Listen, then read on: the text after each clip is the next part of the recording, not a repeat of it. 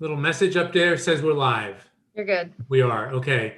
Hi, everybody. It's 6:31 p.m. The May 4, 2021 meeting of the Southborough Board of Selectmen. All members of the board are present, and bear with me while I read the governor's intro. Pursuant to Governor Baker's March 12, 2020 order suspending certain provisions of the open meeting law, General Law, Chapter 38, Section 18, and the Governor's March 15, 2020 order imposing strict limitation on the number of people that may gather in one place, this meeting of the Southborough Board of Selectmen will be conducted via remote participation to the greatest extent possible. Specific information in the general guidelines for remote participation by members of the public and/or parties with a right and/or requirement to attend this meeting can be found on the Town of Southborough's website at www.southboroughtown.com. For this meeting, members of the public who wish to watch or participate in the meeting may do so in the following manner by finding the meeting at www.southboroughtown.com/remote meetings. No in-person attendance of members of the public will be permitted, but every effort will be made to ensure that the public can adequately access the proceedings in real time via technological means. In the event that we are unable to do so despite best efforts, we will post on Southborough's website an audio or video recording, transcript, or other comprehensive record of proceedings as soon as possible after the meeting. So again, with that, I will call the meeting to order. And without further ado, first item on the agenda is public comment. And I do not see any, oh, wait a minute. I do not see any hands raised. Going once, twice, three. Next is scheduled appointments. And the first one is Karen Wheeler, discussion of a proposed energy/sustainability committee. Ms. Wheeler is in the attendees. So if we could bring her over for our discussion.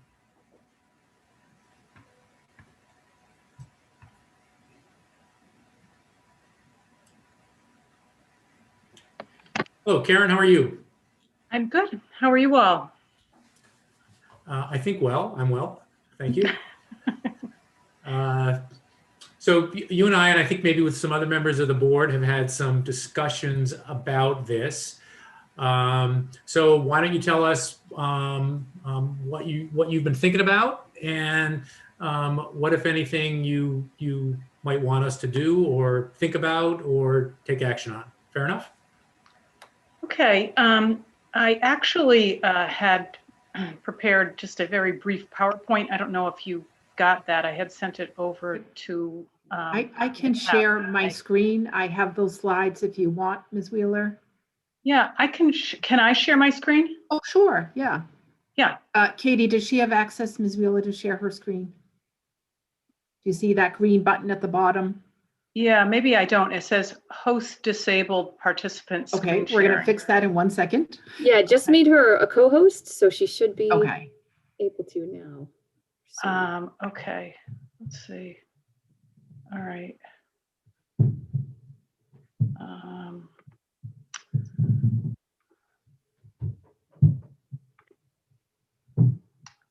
Okay, so can you all see my screen? Yes. Yes. Okay, excellent. So I'm here to propose to the Board of Selectmen the establishment of an Energy and Sustainability Committee. And I'm just going to go through a little bit of background to frame this conversation. And, it starts sort of at the high level, which is, the federal, state and local government level. A lot of people are starting to talk about climate emergency. Many institutions, particularly scientific and government institutions, are using this language now. We have a President Biden in office who has been talking a lot about his climate agenda. He's the first president to appoint a climate czar, in John Kerry, and he has pledged to limit global warming to 1.5 degrees centigrade, which would be a manageable increase to move forward in our planet more or less as we know it today. He has pledged to target emissions reductions by 50% by 2030 and net zero by 2050. He's also talking about infrastructure investment legislation that would include significant funding for renewable energy. One step down from that is in our own state with Government Baker. There was climate legislation passed in 2021, whereby he has targeted net zero emissions for our state by 2050.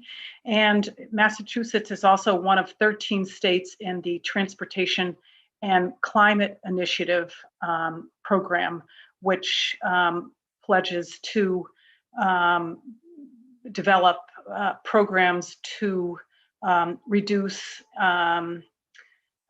energy in the transportation sector. And many surrounding towns have committees. I've been in conversation with folks from Wayland, Sudbury, Framingham, and Stowe. And these committees have been viewed by the town as very successful because they've worked to save the town money and move the town toward sustainability. Southborough, Mark Purple, I think I saw Mark Purple on this call. I've had a few conversations with John Parent, our town's energy manager in the facilities department, and he's done a great job with the Mass Green Communities grants. He's I think we joined the program in 2017, and he has managed to get 4 grants since that time, totaling about $850,000.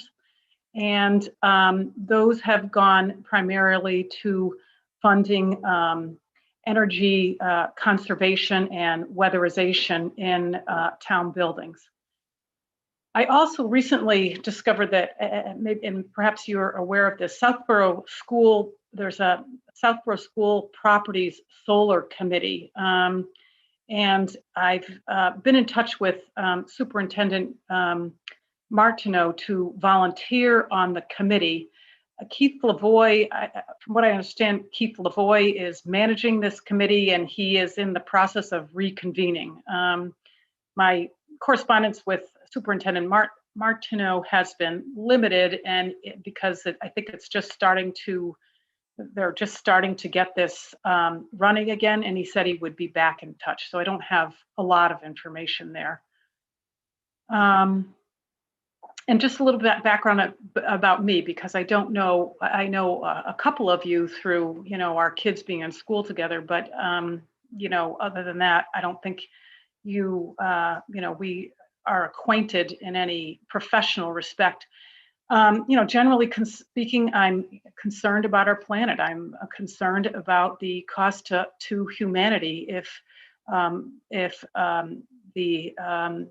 we don't get the increasing climate under control.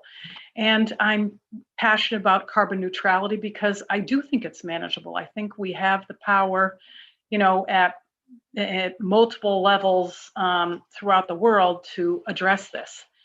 My professional experience has been in finance and process management for, a long time in both the corporate and not-for-profit sector. I currently work at a nonprofit organization called Second Nature, and their mission is accelerating carbon reduction in the higher education sector.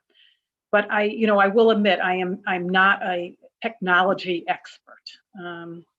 I work more in the finance and operations area, although I'm exposed to it a lot. And I'm committed to putting in the time and energy to foster an effective committee in Southborough. So the committee purpose, and I've put this together based upon what other towns are doing. The primary purpose of the committee is to research, advise, and advocate sustainability solutions with the Board of Selectmen, other town committees, and residents in the areas of energy conservation, HVAC, renewable technologies for buildings and equipment, electric vehicles and determining and soliciting the funding that would allow the town to engage in these projects. And the second component of the committee would be to engage residents in home sustainability awareness and opportunities that they could individually implement in their homes. Solar panels, heat pumps are coming down the road, composting, and electric vehicles. And overriding all of this is, the intention, one of the major intentions of such a committee is to save the town money on its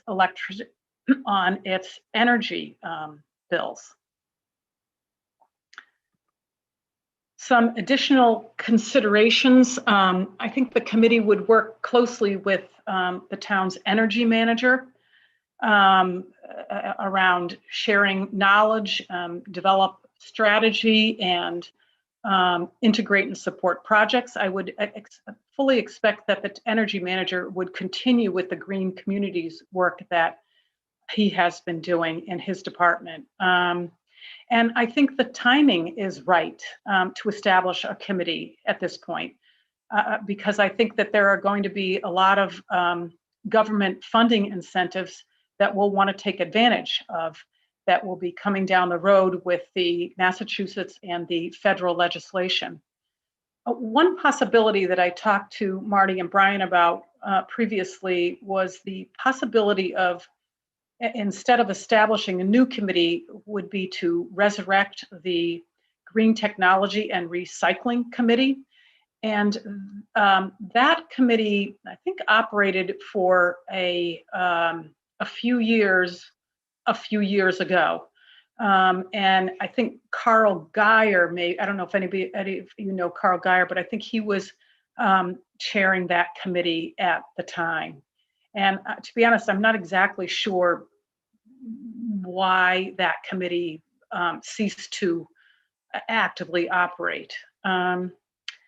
And the one other consideration is, I think that there's going to be a growing climate concern from the residents in our community. And so that I would, hope that they would be motivated to join such a committee, so that it wouldn't be a struggle to find members to staff the committee.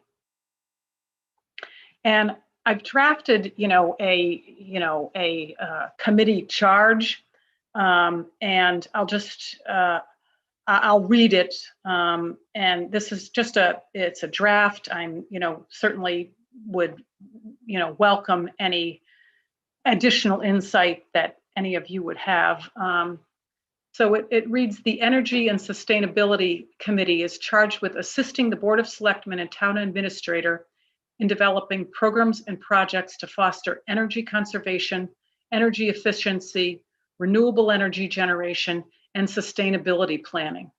This committee will gather, study, and evaluate information that will help determine various approaches for improving the energy efficiency of operating town and school buildings and vehicles, investigate alternative energy technologies, and identify funding opportunities to help the town achieve its energy and sustainability related goals. And secondly, build sustainability awareness and action among town residents through educational programming. I just thought that this statement might, be fodder for discussion. So that is all I've prepared, but I'm happy to hear, questions, concerns, any thoughts on next steps. I'm going to stop sharing my screen. Okay, Karen, thanks very much. And that touched and covered a lot of the questions that I would have had. I'm just going to ask a couple, then I'm going to go to start going around. I'll start with Ms. Braccio. The first is, I'll start with the last slide. Did you borrow, you mentioned Wayland, Sudbury, Framingham, and Stowe. Did you, in putting together that statement, did you look at their committee charters? Okay, I did. I assumed you had. Okay. Yeah, I did. And that's one of the good things about establishing a committee is this. It's not new. This has been done in a lot of other towns. So, and people are very happy to speak to newcomers in this area, so that it's not like it's not recreating the wheel. You can go talk to people and really hit the ground running. Okay. And the next, you mentioned you've had discussions with Mr. Parent about this? Yes. Okay. And I'm just curious as to what his reaction was. He's actually, he was initially a little concerned about, infringing upon his green communities work. And that is not the intention of this committee. I think the work that John is doing with the green communities is very constructive, has been very helpful to the town, and I think he can continue to do that. And what this committee is, the intention of this committee is to do really larger projects that are more complex and need more thinking and more support and greater funding than the Green Communities grants provides. And so John, once John understood that, I think he was very supportive. Okay, I'll stop talking except to say very quickly, as I said to you in our conversations, number one, I think it's a great idea. I'm always very much in favor of people volunteering their time, particularly when one of the slides says save the town money. That always gets my ears perking.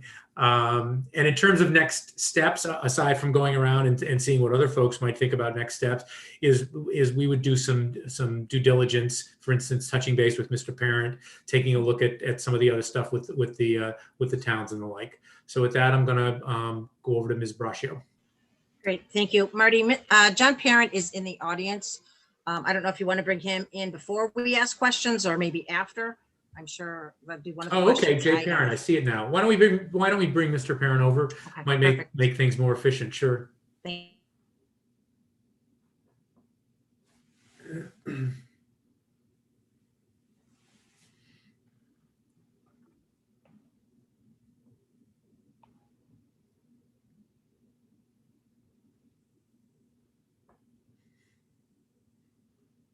Where'd he go? Hey, John, you thought you could hide by not putting your full name out there, huh? Didn't work. You can't get past Ms. Braccio. All right. Thanks. Go ahead, Lisa. Great. No, John, I wanted you to be here to answer questions. And I think maybe at the end, it would be, important for me anyway, to hear your thoughts on this as well. So first, Ms. Wheeler, thank you so much for the presentation. Thank you so much for stepping forward. It's always exciting when somebody that maybe hasn't volunteered does bring an idea forward. I just had a couple questions. One was obviously you answered regarding Mr. Parent, and if he agrees with the direction that you're going with this committee. And John, I guess you can probably answer that. The only problem I have with the committee, the way it's being presented right now, it looks like, looking at the slide presentation, when you go to committee purpose, it's really getting into a lot of things that are within the facilities. And these are areas where I work closely with Brian Fantoni over on the school side operations. We work with National Grid project expediters. We have Sean McGloin, who's a National Grid energy efficiency expert. And basically there's teams of engineers and installers who we have very close relationships with outside of Jane Pfister and Kelly Brown at the DOER as well. And the way we do things right now, we are on a lot of deadlines and time schedules. And when you start throwing a committee into this mix, we can start missing timelines and schedules. And that ends up being lost funds. And we really have a good handle on what's going on within the buildings. Now, where I do see some great purpose here, as I spoke with Mrs. Wheeler back in March, the residential part, that's where I could use some help, actually. We could really use a representative on the resident side of things to explain basically how you can make your life more green. in the town. And when I had spoke to Mrs. Wheeler about the solar committee over at the schools, I mentioned we could probably get her on. It would be a good place. And I'm glad she's reached out to Superintendent Martineau. I think that's an excellent place to start with this. I think she'd be a valuable person as a citizen voice whenever we're doing a large project. But right now, when we do large projects, those would go before capital planning. I know Mrs. Wheeler has mentioned that she'd like to be the voice, but in all reality, from a town's perspective, when we want to move forward with a large project, we're going to go to advisory, capital planning, and then present to the Board of Selectmen. Right now, capital planning serves as my voice if I need assistance. And I'm sure all of you have known me well enough to know, shyness is not my issue. I'm very good at representing myself. And if I do need help, I turn to capital planning. So that's one spot we're not weak in right now. I really don't need the assistance there. I need the residential portion. And I am looking at the presentation, and I like the idea of reinitiating the Green Technology and Recycling Committee more than creating this new committee. Because I think that's the type of committee town residents they relate to. They know it, they know the name, it served a great purpose, and I think there could be some benefit to the town in that. And I think Mrs. Wheeler's passion for this is quite remarkable. We've had some great conversations. I think one of them went over an hour one day, Karen, actually. And right now, we've already done weatherization. The school lighting project's coming out phenomenal. We're getting ready to go to our first hybrid vehicle, the police department, already looking at a 1200 amp service for DC charges over at the PD. The town's making some big progress in regards to going green. So we really have a good grasp on that. But again, when we're going to do a large project, if we need someone to step on from a citizen's perspective, Mrs. Wheeler would be someone I'd say, yeah, she's up there with Carl. Her passion for this is very legitimate. And I would say if we're going to go the way of any sort of committee, it would be more towards the Green Technology and Recycling Committee again, is the way I would say would work best for me. That way we can still do what we're doing on the town side. We can work with her on her side, and we can lean on each other when we need each other's help. And I think that would be a very beneficial thing to the town from that perspective. All right, thank you, John. And actually that answered a few of the questions that I had. One of my concerns was redundancy in having the capital committee. And I know capital has been talking about some of the electric cars and having those discussions as well. So I just worried a little bit about redundancy. And I also agree. I think the biggest thing I saw in your presentation, and again, Karen, I commend you for this, for stepping forward, is I think engaging the residents. And I think that's where we tend to kind of fall behind the 8 ball, even for recycling. I know there's always people that have questions that I see online all the time. And it would be great to have a committee that people could tune into, that if people had a question on what do you think might be the best way that I could change my energy footprint. And I think having a committee, I wouldn't say solely focused, but mainly focused on being a benefit to the residents, because I think that's where the largest impact can be, but still being somewhat involved in, some of the other things that we're doing in town as well. So again, I think it's a great idea.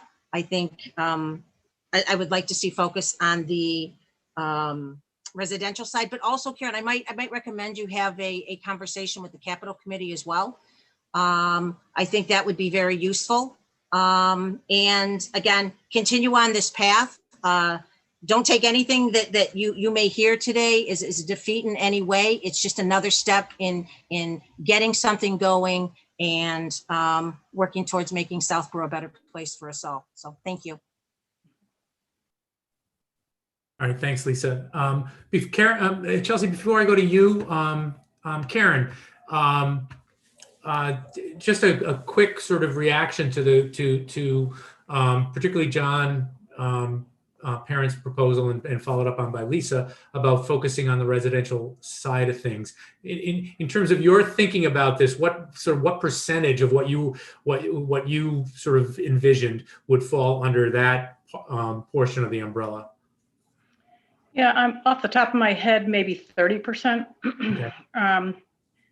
Yeah, I mean, my response is, I don't, it's hard for me to understand exactly what's being done in the town, and I haven't, spoken to the capital planning committee or the capital committee, and I'm just concerned that Southborough, with the positions and structures that it currently has in place, has the bandwidth to really take on, larger, more complex projects.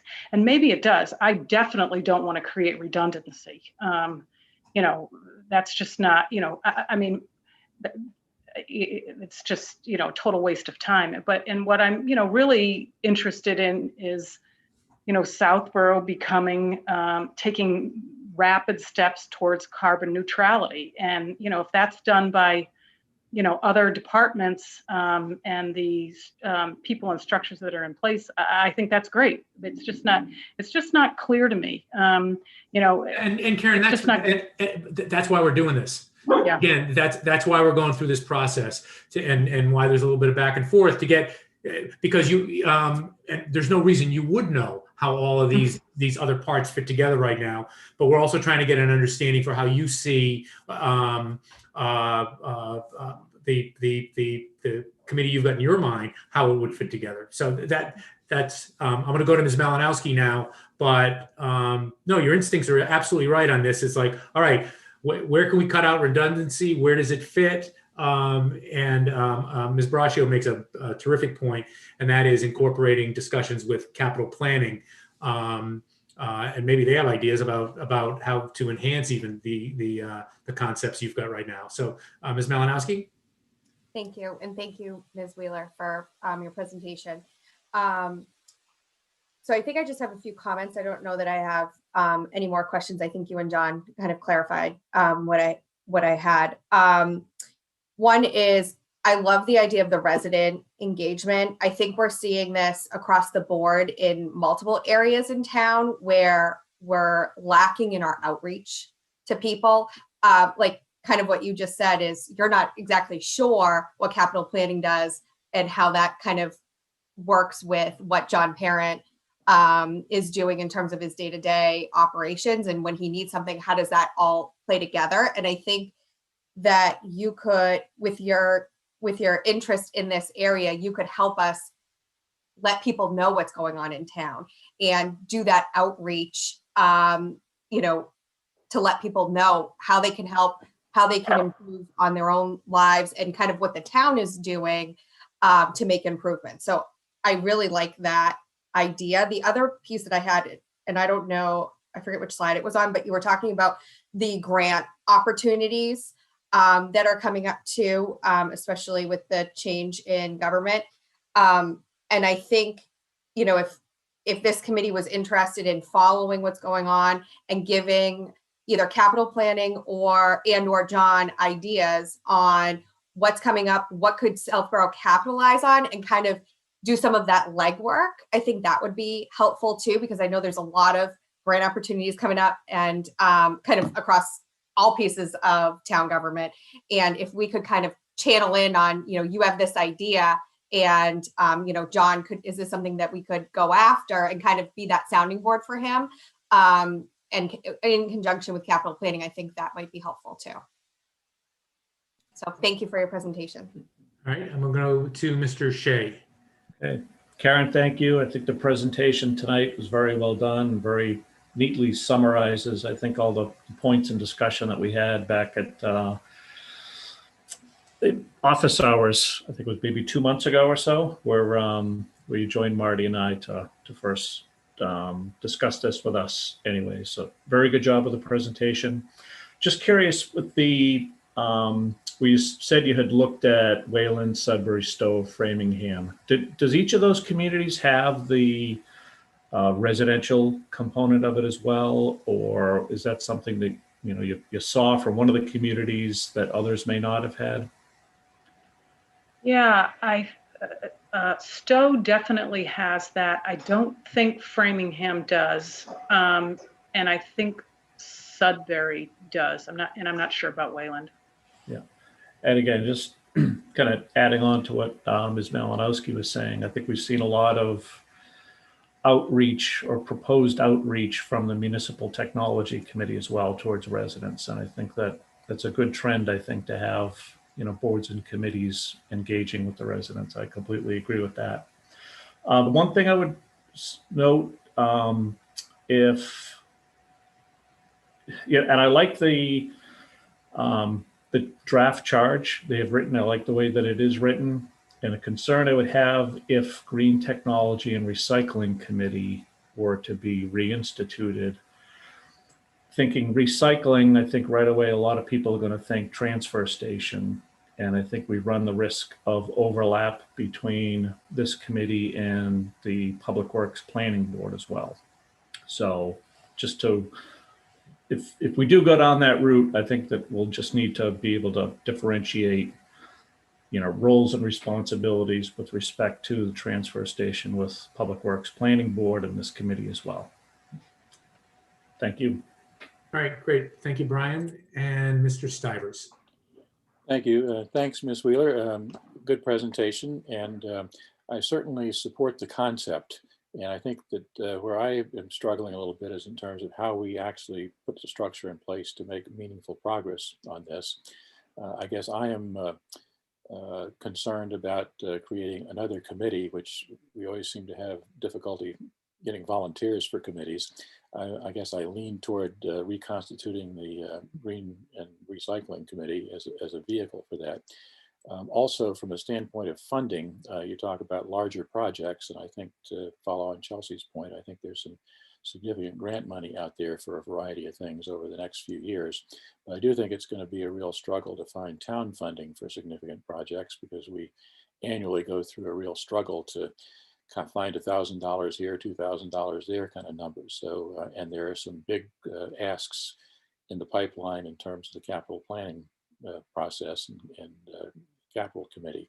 So I think that's a challenge that would be very helpful to sort out. And finally, it seems to me that my impression is, and I haven't had a lot of conversation with John Parent about this specifically, is our facilities folks have been doing a good job and spending a lot of effort in the direction of energy efficiency and I guess tangentially at least carbon footprint. And so it seems to me that there is relatively more opportunity in terms of the resident engagement and participation, and what can I or others as an individual resident do to have an impact on this as well. And I think that we haven't done much of that historically, and I think that would be, for me at least, an important aspect. So I would, I guess, think about shifting the focus to more like 80% resident and 20% quotes advising, working with, identifying opportunities for the town's facilities operation to make progress there as well. So again, I've not had the benefit of the conversations that apparently some of my colleagues have had here with you about it. So I'm sort of coming from a standing start on this thing. I did review the presentation, but again, worthy idea, and I think we should certainly explore further how we can make it happen. Thank you. And Karen, I'm probably going to have the last or close to the last word on this. I think, as I conveyed when you, Brian, and I spoke at office hours, I guess I'll rattle through my list. I think it's whatever the name of it is called. Again, I'm a little concerned about the recycling, for some of the reasons that have been raised, that it harkens back to the transfer station, and obviously your concept is very different than that. That's number one. Number two, I suspect, and I know I'm not wrong about this. I suspect that, as Mr. Stivers said, there can be problems getting folks for committees. I don't think this is a committee that we'd have trouble getting people to be involved with. I mean, it's not on everybody's mind, but it's on a lot of people's minds about how all of us, and particularly how the town, can do things better. So, and I guess finally, very quickly, I'm not going to be putting together agendas anymore. So mostly people think that's good, but anyway, it'll fall to somebody else. That being said, I think that due diligence is going to be, undertaken here. I'm going to dive into and take a look at some of these other towns and what they're doing. and that'll educate. And I guess this is a long way of saying we'll be back to you. I want to touch base with Mr. Parent a little bit more. I want to take a look at, and I suspect others do as well, what some of the other towns are doing. I want to think about it a little bit. If we don't have a committee like this tomorrow, we're going to have one in a year or in 2 years, or if we don't have one, we're going to wish we had something like this, because these are issues that are not going away. And it's not just about getting money from the federal government and otherwise, but it's thinking about things. And we're doing a pretty good job of that, but thinking about things differently. And clearly you've got both a passion and a background that would greatly enhance that. So sorry to proselytize a little bit, but I think that's where we are. That's where we're going to leave. And hopefully that's a hopeful way to leave. And as I said, we'll be back to you after we all have a chance to think about it a little bit and do some due diligence. Fair enough? Yeah, that's great. So just a question for you. So you suggest I speak to somebody on the capital committee. Are there others in town that you would suggest I speak to just to educate myself around, how this might fit or not fit? You know what? I would start, this is my suggestion. I would start with John. Because I can think off the top of my head that obviously capital planning, you might want to touch base with advisory and see how you'd interface with them. You probably want to touch base with for instance, some of the large carbon users in town. But again, I don't want to put this all on your plate, but for instance, fire, police, DPW. But I would start with Mr. Parent, and I think the first stops that he would take you to would be capital planning and advisory. And in the meantime, we'll be doing some additional thinking about and researching on our own. And again, once we get past town meeting, we're going to be having office hours again. And so drop in and, tell us what you've learned. We'll tell you what's going on with work we're doing. And, again, I think this is a good idea. How to shape it is going to be it's a challenge, but it's a challenge that we can deal with. But let's not lose momentum for the idea, because I think it's a very good idea. Thank you. Thank you for hearing me out tonight. All right. Well, thank you. Mm-hmm. All right, Karen, thanks very much. John, we're going to let you leave for now. Have a great night, everyone. Thank you. Okay. Have a good night. All right. Take care. Bye-bye. I am told that that there is no one from ZBA to talk about town meeting warrant article number 34. So I don't think we have to move to table that. I'm just going to table that unless I see a hand raised very quickly in the attendee gallery, and I do not. So we're going to move on to Mr. Linden, if he is available. If he is, he's operating under a pseudonym. So maybe we're going to table that one as well, maybe till later, or Marty? Meeting. Did we hear? But he was in the Mr. Linden was in the moderator's meeting. He's in the moderator's meeting. He got what he needed there, and I think he's going to move forward. But he understands the process now that I think there was a little bit of uncertainty about. Okay, so your understanding, Sam, is that he's not going to be joining us. He didn't say he would or wouldn't, but he seemed to get his questions answered at the moderator's meeting, as far as I know. All right, we'll table that one then. I do see Chief Paulus, and so why don't we bring him over for item 3D?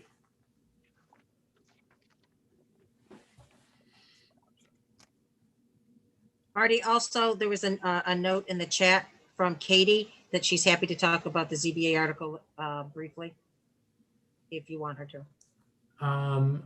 Okay, let me see. Chief, can you give us, we'll leave you here, but can you give us 5 minutes or so just to chat really quickly? We're not going to send you back and forth about a prior item. Fair enough? Yeah, that's great. Okay. Katie, where are you? There you are. Right here. Hi. So yeah, I'm happy to answer any questions about the article. I worked really closely with the chair last year to write this up, and it's pretty much administrative. It kind of fixes a little issue in the non-conforming part of our zoning articles.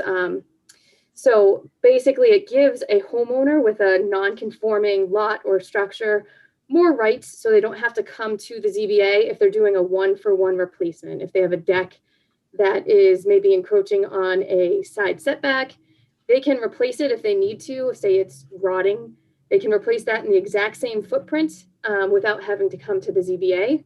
So it kind of saves them money and the process, and they're really not enlarging any of the nonconformity. So if they were to, say, go a little bit further into a setback or go higher than they need, they would still need to come to the zoning board.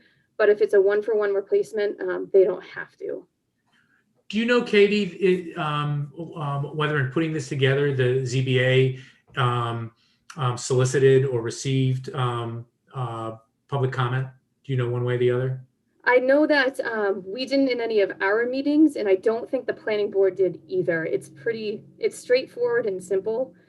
This came up, I think, we've had a lot of issues with these two codes in the code. And it's just to fix that, because we've had Aldo actually have to work with us on some of these as well, whereas if this goes through, everybody wins. Okay. Marty? Marty? Was that you, Sam? Yeah, can I make a quick comment if I may? Sure. I think it's my understanding the intent of this is to align our bylaw with case law on this issue now.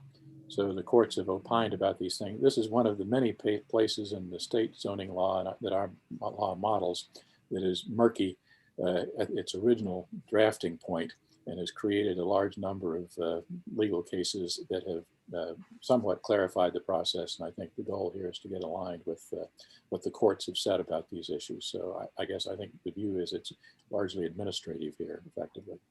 All right, I'm going to go from back to front. Brian, do you have anything you want to weigh in on? Nothing further. My understanding was, as Katie had explained, and Sam's explanation as well. Okay, Chelsea? Yes, it makes sense to me. Thank you. And Lisa? Just to say thank you, Katie, for being so efficient. We appreciate it. Yeah, how many different hats do you wear, Katie? A lot. Can you I like handle Chief accessories. Paulus's end of things? Because we'd much rather talk with you than him. Happy How you to. doing, Chief? Mr. Chairman, before we move on to the chief and that, do you, this is still listed as at town meeting for a selectman recommendation. I'm not sure if you want to take a recommendation on this tonight or not. You know, based on what Katie said, I'd like to take a look, another look at it, and particularly since when we loop back to discussion under reports about the upcoming meeting schedule, it looks like we're going to have hopefully a relatively modest meeting on May 10th. He says, "Ha ha." But we can. That'll just give me, based on what Katie said, what Sam said. I'd like to loop back so I'm a little bit better informed about exactly what it's doing. Seems straightforward, but we don't need to do it tonight. All right? Yeah. Okay. Thank you. All right, Chief. Good evening, everybody. Policy on traffic constables. Why do we need it? What does it do? Well, I don't know if anybody's driven around town, but we have a little bit of road construction going on. Just the 3 Mass Pike bridges are 9 officers a day. Right now, we're filling anywhere from 14 to over 20 details a day. It's been the trend for several years now. We've reached out to all our partners in the area, and usually what will happen is we'll call them to look for detail officers, and they'll ask us the same question. Do you have any that can come over and work in our town? So it's a bit of a burden. So we kind of did some research, and the towns of Framingham and Hopkinton have this traffic constable policy that they've been using for a number of years. So we thought it would be prudent to investigate that. My plan right now is to possibly just keep it within the public safety building for our dispatch personnel and possibly the fire personnel. I checked with Chief Achilles. He put it out to his group, and there is definitely some interest. I also think it would be something good to try and attract and retain dispatchers, especially part-time dispatchers. I know that we had one that went over to Hopkinton, and one of the reasons she said was because they allow the dispatchers to get on their traffic detail list. My goal is just to expand the pool a little bit and have some more partners locally that we can go to. So I'll leave it to you. You've read the policy. If you have any questions, then I'm ready to answer them. So I've just, so on day one, what happens under the policy? In other words, assume that the policy is adopted. What happens, what changes on day one in terms of the way you're dealing with the traffic issues now? Well, my preference is to still have sworn police officers maintain the details. In circumstances like this where we get behind, they come in last minute, is to go to this secondary list where we would have the traffic constables eligible to fill in. Okay, and you would go about filling the roster by first making it available, again, as you said, within the public safety building? Yes, if we go to the constables list, that's all I want to expand it right now is to personnel in the public safety building. So Okay. dispatches and fire personnel. Okay, all right. I'll go first to you, Ms. Malinowski. Thanks, Chief. Is there any special training that they have to go through to do this? Yeah, there is 8 hours that they'll have to spend with an officer in the road. That'll be on their own time. So we can give them some training on traffic control. It does make mention in a policy of attending a traffic control class. I'll have to do some more research on that to see if that's needed or Okay. not. Okay, thank you. Mr. Shea. So I think you'd indicated that the preference would be to fill details with officers first and then have the constables available if that does not fall through, correct? Or if That's they're not correct. available, rather? Okay. Yes. And, you know, I think I support that, and just curious if there's any language that, you know, from the current contract that comes into play here. And hopefully we don't create a situation where a complaint comes in because of the use of constables versus details as well. But it sounds as though by going to the officers first, that would preclude that. Yeah, that's already spelled out clearly in the union contract. It goes to the unionized officers first, then it goes to other uniformed personnel in the building. Then we put it out to our reserves and specials, and then we go out of town.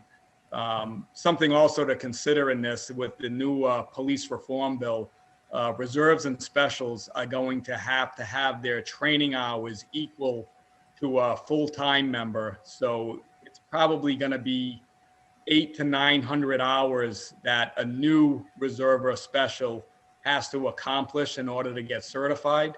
And then also, we only have 2 left. Our current specials are going to have to make up those hours in training. So I anticipate that the pool of special officers is going to be greatly reduced in the coming years. Okay. Thank you. No other questions. All right, thanks, Brian. Mr. Stivers.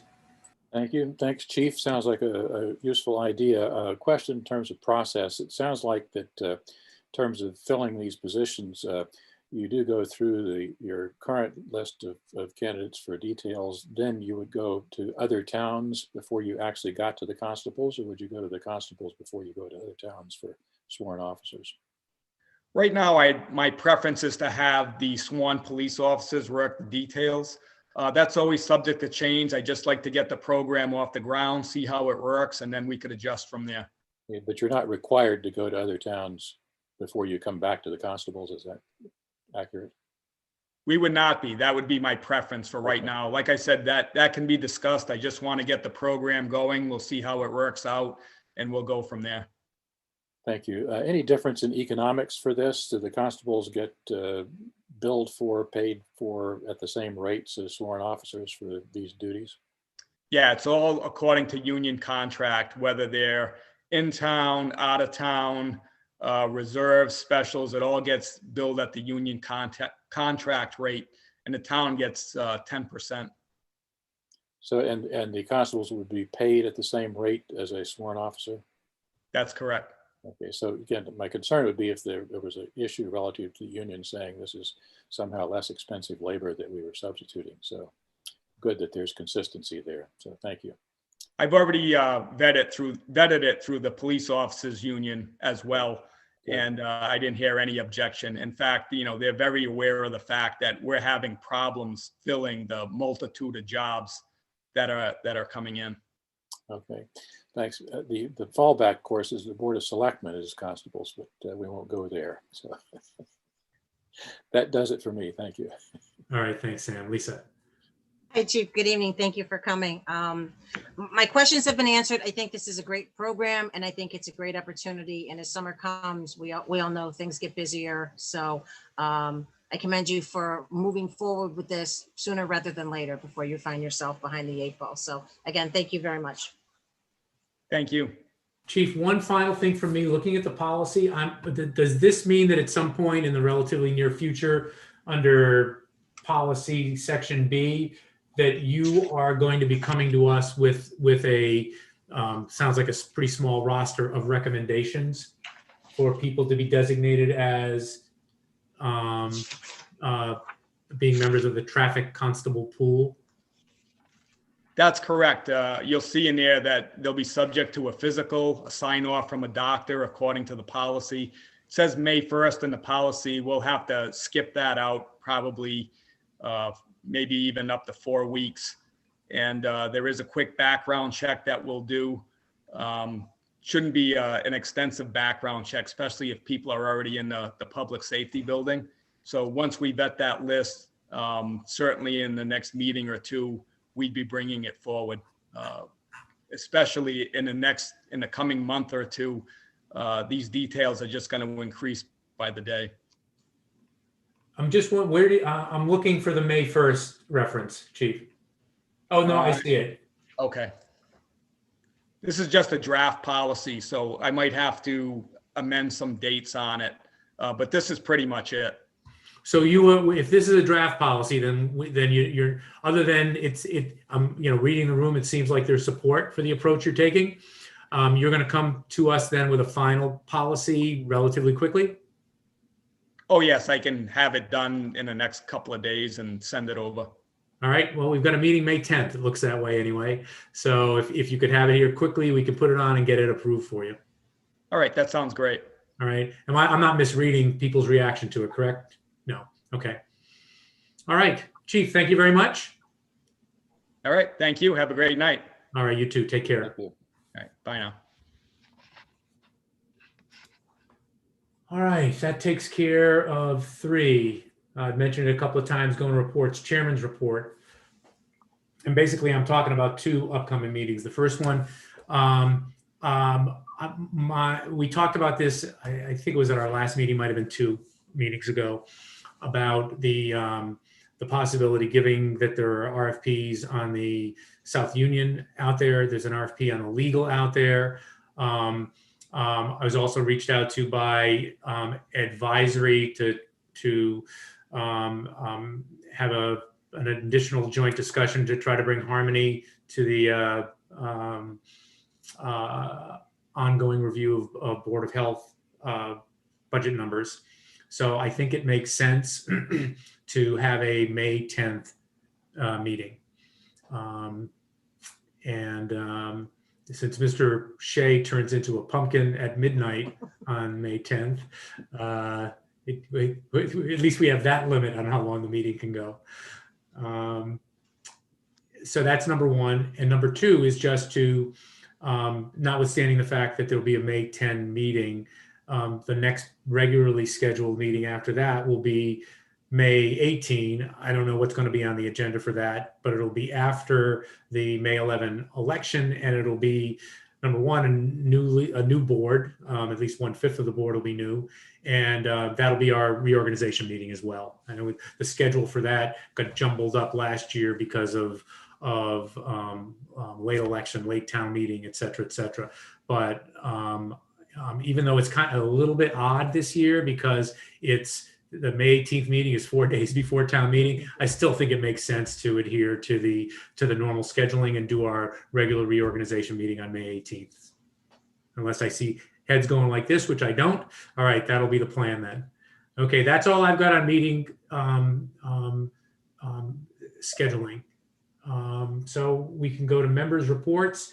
And is this Chelsea or Lisa on the rent and mortgage assistance program, or both? Okay. All right, Chelsea, go I ahead. just wanted to give the board an update that I've received for applications so far for the rent and mortgage program. If you remember, probably about a month ago, the trust approved another $25,000 to be used out of CARES funds and backstopped by the housing trust. And so that application review process is underway. 2 checks have been cut, 2 are in review, and the new process is working well. And I would just encourage anybody listening tonight or to this tape that if you know of anybody who has had a loss of income due to COVID, that they go to the town website and look to see if they would qualify for this program. Thank you. All right, great, thanks. Marty? Lisa, well, hold on a second, Sam. Lisa, I know you were very involved in this as well. Anything to add, or? No, Chelsea's just done a great job of moving this forward. So thank No, you, that's Chelsea. absolutely true. Yeah, Sam. One quick comment, if I could. Not for discussion, but I'd ask that we get this on an agenda at some point as quickly as possible. I continue to follow the federal stimulus programs, and between the 3 programs that are now rolling along, one's enacted and 2 are in the pipeline, there's $6 trillion with a T that's going to float out there for a wide range of opportunities. And I think there's interesting points relative to that for things that we might be able to have access to. And I would urge us to have a discussion around a plan for what we're going to do with that, how we make sure we take full advantage of those funds, as well as other potential funding sources as we think about projects that need to be done over the next several years here. So it seems to me that's worthy for discussion near-term meeting, and I would ask that be on the agenda. I agree, and I will raise that with the next chair of the Board of Selectmen. I thought you were chairman for life. Wait a minute, you and Chairman Mao. Right. Yeah. I would be if I continued. It would shorten it dramatically. He's managed to increase his span for 30 years now. So, all right, Mr. Purple with I think a pretty detailed update, including news on the grant that is at least part of it is coming our way through our efforts, but also very much so through the town of Northborough's efforts, right? Correct. So yes, I had listed on the agenda simply the vaccination update, which has kind of been a standing item, but there are some other updates on a couple of things. Quickly regarding the COVID-19 vaccination update, we continue to operate the regional vaccination clinic in Westboro. Things have been going very well, and again, can't give enough kudos to Kristen Black, the health agent in Northborough, who's been spearheading this effort. And she has, organized a team, which includes, our health director, Chief Achilles, also our MRC, our CERT members, who've been helping out up there. It's been a tremendous success. It just really would have been great if we could have had this maybe in February, and I think we would have gotten a lot more impact. But we are seeing a lot of appointments. They were able to get a full tray of Pfizer. You may have seen, we've been trying to broadly push this out through the 7 communities, a full tray of Pfizer, which is being dedicated to the high school students in the area. And we're trying to broaden this out now as far as we can for a special vaccination day on May 8th. And to try to, because Pfizer obviously is the only one vaccine available for people under 18 at this point. And so they're trying to do that. It's been a little bit slow. We're seeing a lot of available appointments. I appreciate Those of you I've reached out to who have helped to try to push this out, to Miss Hale and Miss Berry that have been pushing this out on social media, and everybody else who has tried to get this out to make sure that, you know, we're getting people vaccinated. I did put some information in the packet that was shared at one of these regional meetings, and Dr. Alker also has looked at this as well. But about 61% of our total residents have at least one dose of vaccine, which I think is great. And it compares well with the other communities. I think that we're trending better than the other communities in terms of a lot of our younger populations. But all of the senior population, 75 and older, you know, in the 7 participating communities, you're looking at, you know, northwards of, anywhere from 89 to 95+% of the seniors have gotten at least one shot. So I think in terms of vulnerable populations, I think we've done a nice job there. As the chair alluded to, we also did receive notification this week that the shared services grant for health services that, again, was spearheaded by the town of Northborough. I hate to keep giving Northborough the credit on this and everything and that, but you know, they stepped forward and took the lead. And we got the full grant award of $300,000 per year for 3 years. There was something that I was made aware of in the grant, is that it is $300,000 annually for 3 years. And then there is the opportunity of 3 renewals for 3 years. So the grant potentially has an end date of 2033, depending on this. Now, there needs to be a work plan put together as to how the funding is going to work. And then it is renewed based on, you know, the fact that you show a continued need for the funding. The grant is set up primarily to provide nursing and inspectional services. And so the communities will continue to take a look at how that work plan is going to be put together and how those funds are going to be shared. But it's a great opportunity, and I'm hoping that, you know, that our Board of Health is able to take advantage of it to help to, you know, provide these services. We talk about wanting to expand Board of Health and what we do and how many people we need to do it. And maybe this is an opportunity to provide a bridge. And it could be a long bridge to get to what we're looking to do in terms of staffing. Mark? Yes. Can I ask a question? Sure. Again, kudos to all the boards of health making this happen. It appears highly likely that FDA is going to approve the Pfizer vaccine for folks at age 12 to 15, probably early next week. Do you know if we actually have plans underway to open it up to that age group if people choose to go in that direction? I think that there is, I did see something, I think, about a meeting of the group to have that conversation. I think also one of the other topics, Sam, is the fact that the governor has announced that some of the mass vaccination sites are closing down, and now they're going to focus more on some of these regional sites that they've set up, including the one we have in Westboro. So the question is, how is that going to transition? What is it going to mean for more business? Does it mean that we're going to be in business longer? And then how do we, how are we going to be getting some of this vaccine for the 12 to 15 year olds, and how is that going to be administered? So hopefully more information to come. I think it's an exciting proposal that we'll be able to take part in.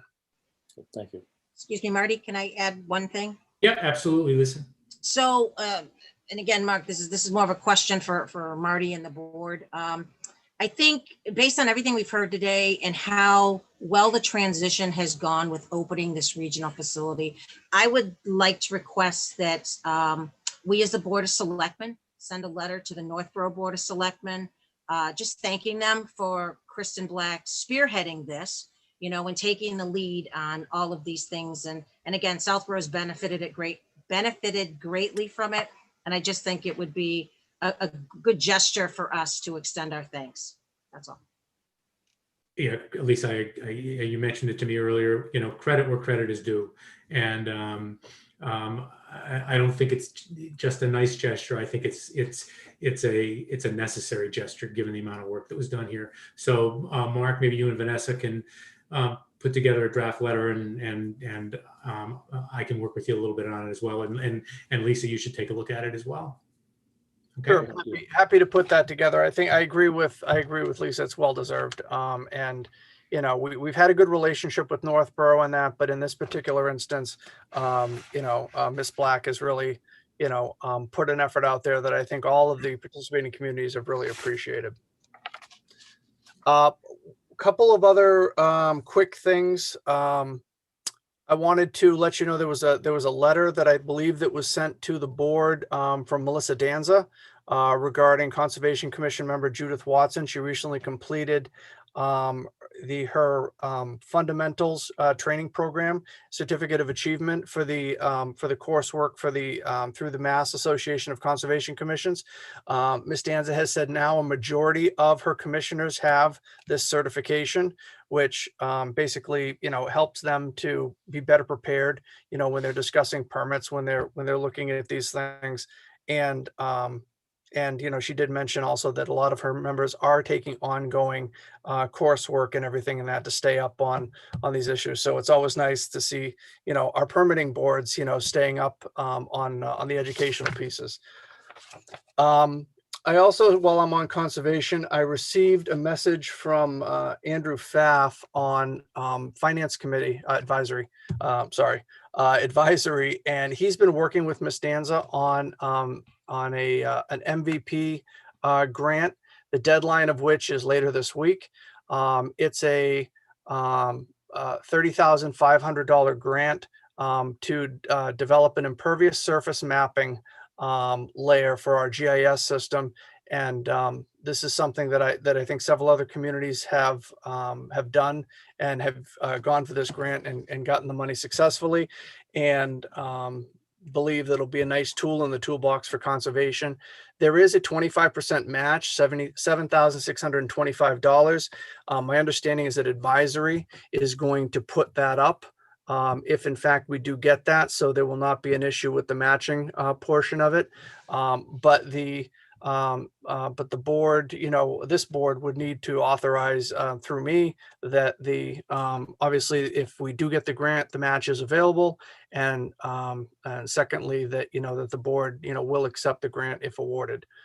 So I just wanted to, normally these are things that I've signed, but since the timing worked that we had a meeting just before it needed to happen, I wanted to make sure you were aware and see if there was any issues with us moving forward with that. I think that's a great idea. I think that's an important tool for stormwater management, and we're going to get a lot tighter restrictions on stormwater management going forward. So I think this helps us get out in front of that. Yeah, you don't need a vote from us, Mark. You just want to. No, the shaking of the heads was fine. No, I'm good. Thank you. All right. And I believe I had one other item, but I'll turn that over to Ms. Hale. Two quick things for you, actually. Earlier in the year, when you were talking about your goal sessions, that seems like a really long time ago now, we did talk about working on some diversity and inclusion efforts. This is the time of year where we're looking at, can we schedule any trainings, any employee trainings coming up before we close out the fiscal year? So I have been in contact with a trainer we have used many times in the past who has a new session on diversity and inclusion, which focuses on, unconscious bias, appropriate language, looking at appropriate policies.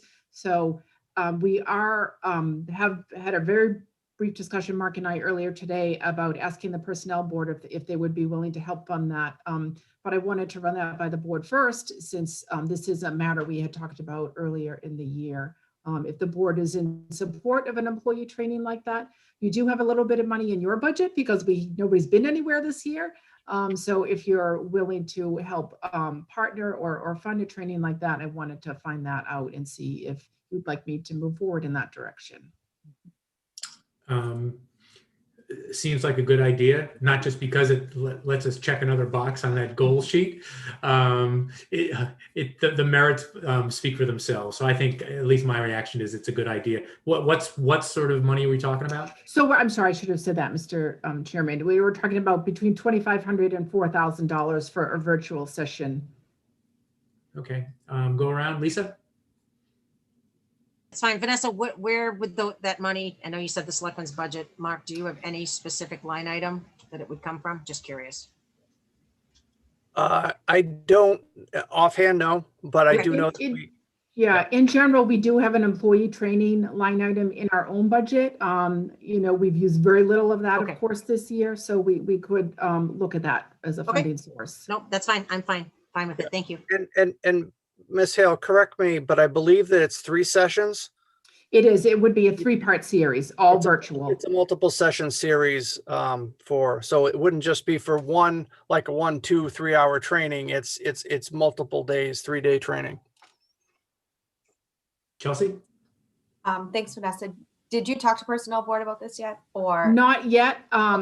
We are looking at, I want to put a memo together for them, for they are meeting next week, but we wanted to run this by the board first. Okay, I think it sounds like it's a good training to have in place. Brian? Oh, I'm sorry, Chelsea. Thanks. Brian? No additional questions or comments? Sounds like a great program. Sam? Good idea. Vanessa, would this be open to all staff on a voluntary basis, or would you, for example, say the department heads particularly need to attend, or how would you determine who? So in most cases, Mr. Sivers, we encourage it as much as possible, but when it comes to some departments like public safety, it's very hard for them to make it mandatory and not incur overtime costs. So we do strongly encourage it, though. Okay. All right, thank you. Good idea. I support it. Thank you. Thank The you. final thing is, Vanessa, do you know who the provider would be at this point? Yes, her name is Callie Ritter. She used to be affiliated with Maya, our insurance company. She's done sessions for us in the past on customer service, respectful workplace, things of that nature. Okay. And is there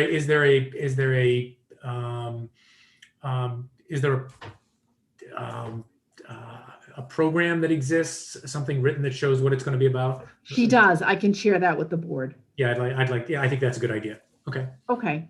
Thank you. The other thing I just wanted to take 1 minute to talk about was we have been talking to some other municipalities about how to get the board back in person and work on a hybrid meeting format for Southborough Cable Access Media, Zoom, because that's been so popular. So Jay Montillo, our new IT manager, who is here, I think in the audience, he and I had a site visit yesterday down to Medfield, who has done a really good job at setting this up.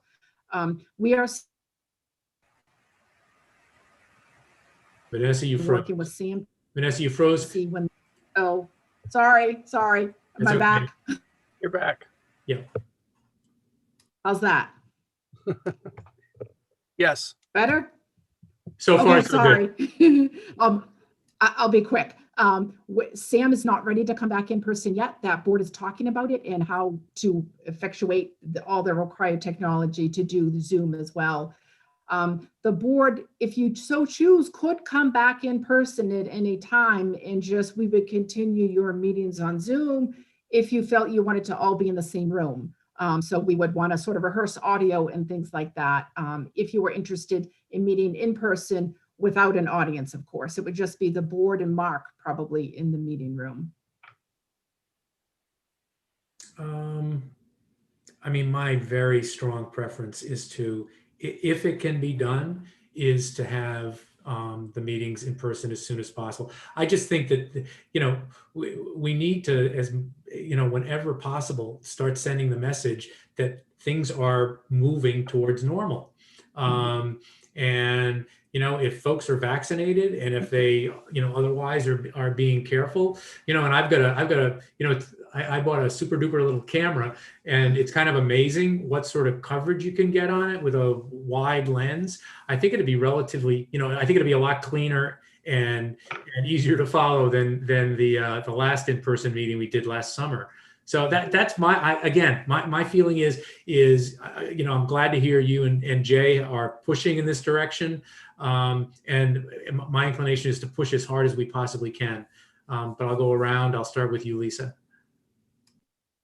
No, I think it's great. I've had conversations with Mark as well as Vanessa on this as well, with how we could make it work and how we could also utilize CARES money to be able to do, some of the things we might need to move forward, because I think this board has been pretty clear that even when things get back to normal, we would like to still have all the meetings taped. I think the public has benefited greatly and is much more aware of what's going on. So by doing a split platform of Zoom and Sam, I think it works. So I'm very happy to be moving in this direction, and then hopefully we will be able to meet soon, even though I'm going to miss wearing my slippers during the meetings. So thank you. Ms. Malinowski.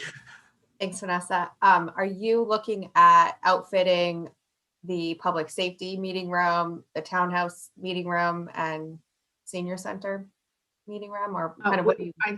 I think in the beginning, we were thinking with your board in particular, bringing you back to your normal meeting room, because it would still be run on the Zoom platform. It wouldn't be, and our YouTube account, of course. Sam is not ready to come back as of right now. They hope to be able to do that soon. So it would be like we are now. You would just all be in the meeting room at the townhouse. Okay. If the board is agreeable. Okay, thank you. Okay, and that makes a lot of sense, Vanessa. Let's, as excited as I am about pushing this forward, let's start small and get it right in one place before we move on to others. Brian? Yep, no additional comments, questions. Great idea to Sam? get back in person. Good idea. I think we can work more effectively together if we're in the same room, frankly. So I would look forward to that. Okay.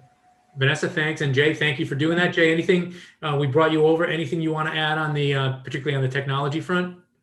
No, there's just, if you guys can hear me okay, just want to make sure. Yes. Yeah, I mean, there's just been a lot of investigating on both ends, and Medfield has been very helpful as far as getting me the information I need. And just talking to the people at SAM today, it looks positive. They definitely have people on their end that they can reach out to and try to like merge that technology together with their equipment that they have on site. So hopefully we just have a good collaboration, and then a lot of testing, probably a lot of trial and error, but we'll get there at some point. Okay, and you haven't left after a couple of weeks. That's a good sign. So far, so good. Everything's good on this end. How are things going? Just to don't want to put you on the spot, but just everything's been going as good as it can be. No, the team has been amazing. Everybody there has been helping me a lot, and that's the part that really matters, is having a good support team behind you. And I felt that right from the beginning, and I've been feeling it every day since. So I've even seen Chelsea come in a couple times already and said hi to her. It's been good to see people and just, have that team behind me to get the support I need. So it's been good. all right, good to hear. All right, and thanks for being here tonight. No problem. All right, are we done with our respective reports? I think we are. Yes, thank you. All right, consent agenda. Ms. Malinowski. No holds. No holds. Anyone else? All right, I move that we approve items A, B, C, and D of the consent agenda. Second. Second by Mr. Shea. Discussion none. Ms. Braccio. Aye. Ms. Malinowski. Aye. Mr. Shea. Aye. Mr. Stivers. Aye. And Mr. Healy is aye. So all those consent agenda items are approved and accepted and appointed. And I'll just remark particularly it was good news for item D that there was the potential for a little bit delay there, but I'm happy that, through the chief reporting that Ms. Fontana passed the necessary tests and was ready to be appointed as a student police officer. That's good news. All right, moving on to item 6A. The Mooney Complex. Is Mr. Murphy with us? I didn't see him, Marty, Yeah. but I mean, I'm doesn't need to happy. be. Yeah, doesn't need to be. Obviously, the members of the board had an opportunity to review the request from the Southport Little League. Okay. Yes. And Mr. Purple, I'll toss this to you in some respects. Do we need to take action or just indicate? I mean, we've previously voted in favor of naming this field in honor of Mr. Schifrin. Should we just reiterate that? Where do things stand? Now that we have a particular date, identify that as the date when the field will be dedicated? Well, I will say that I think you had a different board Yeah. at the time, and I believe Ms. Malinowski was not part of the board yet, so it may be, good for the board to take another vote. I don't know whether you want any more specificity now that you do have a date and everything, but I do think it'd be good for the board to take another vote. And Marty, if I could just jump in just Sure, quickly, if you don't mind, and I don't know if you were going to say any of this, but if you are, just tell me to stop and No, you can certainly continue. you've been much closer to this than I have, so I think it's appropriate that you talk about it. Yeah, so this has been going on, and again, Chelsea, this is just some background for you as well, and anybody that may be listening. So this has been going on for probably a year and a half. Mr. Shea was involved as well. We served with Brian. I know Mr. Kalenda's in the audience tonight as well. We all felt very strongly when we were approached by baseball about this.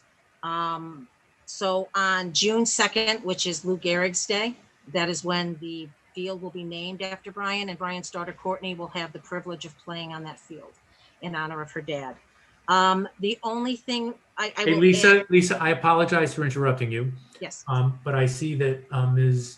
Schifrin is in the audience. Yes. And I didn't know if you'd noticed that. Should we I did. bring her over for this discussion? Absolutely.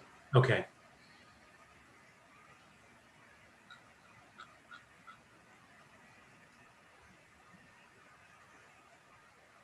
Hi, Mrs. Schifrin, how are you? I'm doing well. How are you all? Oh, and I'm after saying, I'm turn things over to Ms. Braccio. Good evening, Christine. How are you? I'm good. I'm so honored that you guys are, making this happen for Brian. It's just so important for our family and for my kids. So it means the world to us. No, and we know how involved Brian was. In baseball. Oh, is anyone else hearing that? Yeah, no, we're getting. Okay.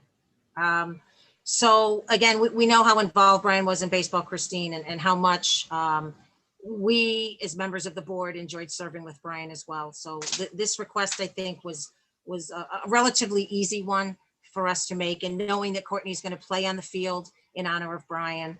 Mr. Shea, I don't know if there's something you want to add, seeing as Christine is here as well, seeing as you serve with Brian as well.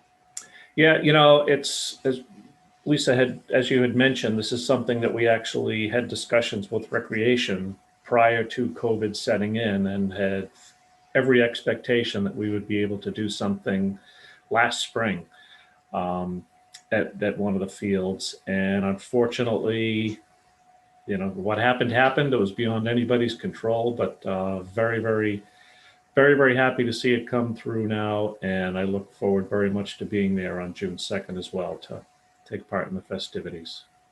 Great. Thank you, Brian. Also, Marty, I did reach out to Recreation today. They only had a request they wanted me to share with the board as we take the vote. Jen Hansen wanted to ask, if the board takes the vote tonight, they request that the Recreation Department and the Recreation Commission are looped in, and that we sign on and assist with installation, partner with DPW, whatever signage or markings are added to the fields, as we maintain responsibility for them and take into consideration all users of the Mooney and Finn complex. So I would just ask in the vote that we make clear that the Recreation Department and the Recreation Commission are to be involved in signage, placement of signage, and just that, they work collaboratively together before June 2nd to get this done. All right, you've got that piece of paper in front of you. I am going to let you make the motion. All right, my pleasure. I make a motion that the board support the naming of the Brian Schifrin Memorial Field at the Mooney Field at Finn School, with the stipulation that the baseball league work with the Recreation Department of Recreation Commission to make sure that they also sign off on and assist with the installation and whatever signage or markings are added to the field. And I would just request that they collaborate with Recreation Commission. Second. All right, discussion. None. Ms. Braccio? Happily, aye. Ms. Malinowski? Aye. Mr. Shea? Aye. Mr. Stivers? Aye. Mr. Healy is aye. I suspect we will see you, if not before then, on June 2nd. I think it'll be a Thank you all very much. All right. Have a good rest of the evening. Good night. Good night. Thank you. All right. Good night. All right. Moving on to. All right. I'm getting reverb. Re something. All right. It's gone. Okay.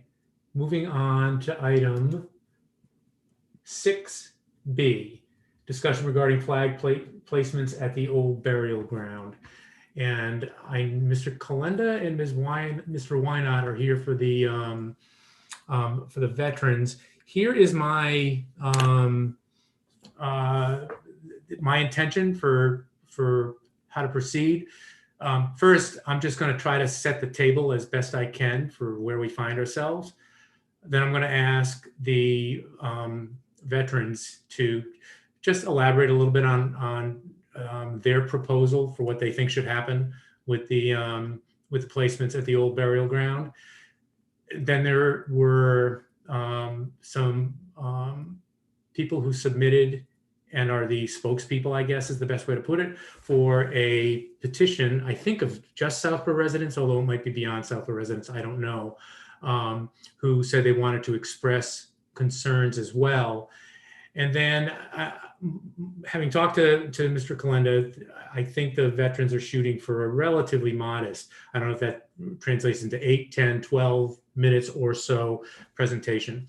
I'm going to try to keep discussion on top of that in the same range. By the same token, if it looks like we can accommodate everybody without going to a completely disproportionate amount of time, then we'll do that. But if not, I think since we're going to have a meeting on May 10th, my preference would be to hear the discussion tonight, hear the input from folks, let folks know that there's one final opportunity if they want to submit emails to us, other written materials, and that we will actually, if we are going to take a vote, that we'll do it at our meeting on May 10th, since we are going to be meeting that night. And that way we can move on and get the town meeting stuff that we need to get done tonight. I mean, it's convenient in some respects that we're going to be meeting on May 10th. So with that, does anybody have any discussion or issues with what I just laid out for the way I want to deal with it going forward tonight and shooting towards May 10th? No, looks like everybody's comfortable with that approach. Okay. All right. Now I'm going to try to set the table a little bit. Number one, I have learned more about revolutionary flags than I thought I might. And it's actually been pretty fascinating, actually. Obviously, it's covered a wide range, but it's obviously focused on the Don't Tread on Me flags. And they have, in some respects, remarkable histories. That large parts of it I was not aware of. And they are very much, the Don't Tread on Me flags are very much part of the fabric of American history. I don't think that's arguable.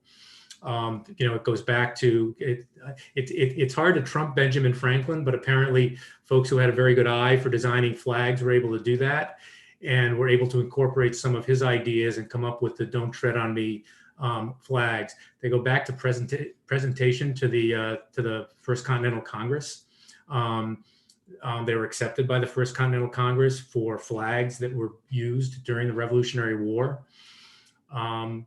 It appears, although again, nailing down history is always a little bit difficult, but it appears that the Don't Tread on Me flag designed by Mr. Gadsden, that one of its first, maybe its first use with the newly constituted Marines was actually helpful in saving Boston, with intercepting some British ships that were going to be used to help supply the blockade of Boston at the beginnings of the Revolutionary War. As I said, very storied history. It then fast forward, they continued their involvement. I mean, they were very prominent during our bicentennial in 1976. They were perhaps even more prominent after 9/11, when the Navy displayed them on all of their ships as a symbol of the war on terrorism. And again, that's just a brief thumbnail to say these are historic flags that are very much a fabric of the history of the United States. That's number one. Number two, the old burial ground. These and all of the flags that are up there have been there. I don't know the exact date, but they've been there for decades. They're not of recent vintage. They were put there in support of, recognition of the fact that Massachusetts, Southborough, people from Southborough were very much a part of the Revolutionary War that led to the creation of the United States. And obviously the veterans were instrumental. I think all of us have been up to that old burial ground, whether it's on a Veterans Day or Memorial Day, often very moving tributes. And again, there's nothing recent about the placement of those flags there. There's nothing reactive about it. They were put there to honor our history and folks who fought to help create the United States. Number three, there's also no question that in recent vintage that individuals and groups whose views are antithetical to what was fought for, quite frankly, in 1776 and beyond, have made use of those flags, and they've attempted to co-opt those powerful historical flags from the history of the United States for their own uses. There's no question about that they have attempted to do that. It's unfortunate, but it's happened. In terms of Southborough, though, and those flags, I have not, I looked pretty carefully for this, I've not found any indication that there's been any such co-opting, whether the specific placement of those flags in the town of Southborough, the presence of the flags in the town of Southborough, uses elsewhere by the town of Southborough of the Don't Tread on Me flags or otherwise. To the extent that co-opting has attempted to be taken place by individuals or groups, it's not been something that's endemic to our town, thankfully. And I think that's really important. And finally, and I talked with Mr. Calenda about this, I understand, particularly given the use of the powerful symbolism of the Don't Tread on Me flags by individuals and groups whose views, again, are antithetical to what this country is about. I understand how that can create the sort of reaction that we've seen from a sizable number of folks in the town of Southborough. So what I've talked with Mr. Calenda about is the possibility of for really any of the flags that are put up. There's one of the things we talked about with Pocket Park in the library area is it being part of a historical walk in Southborough that it would include, one of my heroes, Henry Knox, and the little monument to him, but as well there's a great deal of history in the downtown, the center area of Southborough, and if the board's determination is that those flags, all of those flags, some of those flags should stay, that it would be appropriate to, maybe in coordination with other boards and committees in town, to put those flags in context, to make it clear, and to underscore that the town of Southborough's recognition of those flags in a historical context is that, and it's honoring the history of those flags and people who fought both back in the Revolutionary War and afterwards under those flags, and who presumably had friends who died fighting under those flags. But to put it in context and to make it clear that any again antithetical message that someone might seek to draw from the presence of those flags is that co-opting doesn't happen in Southborough. There's no home for that here. And the final thing I'll say before turning it over to Mr. Calenda is that it's clear from the information we've received, the materials we've received, that people have strong feelings on both sides of this. I think I said, several weeks ago that we are a small town, and we are and should be a civil town.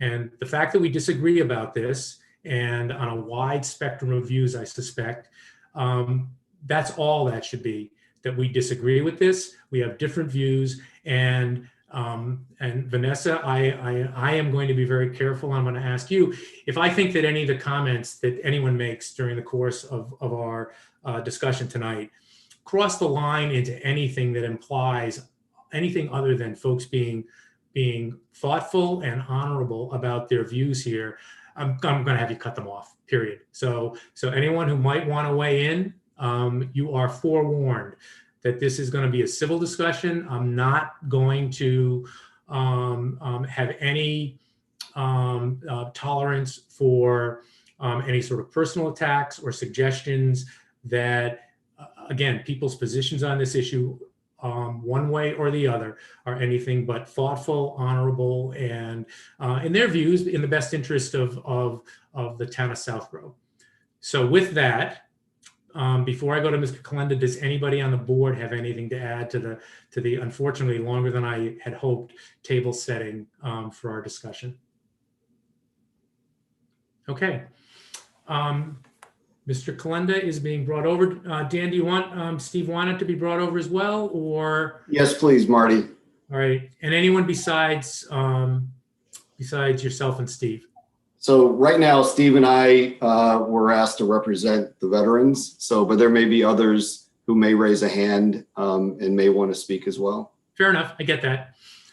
All right, with that, Mr. Kalenda and Mr. Wynant, I will turn things over to you for your discussion from again, the veterans who have been the stewards of the old burial ground for as long as certainly I can remember, and your thoughts and proposals for us for how you think we should proceed in this area. All right. Sure. And thank you, Mr. Chairman, for inviting us. And I'll try and be brief. There's a lot to cover.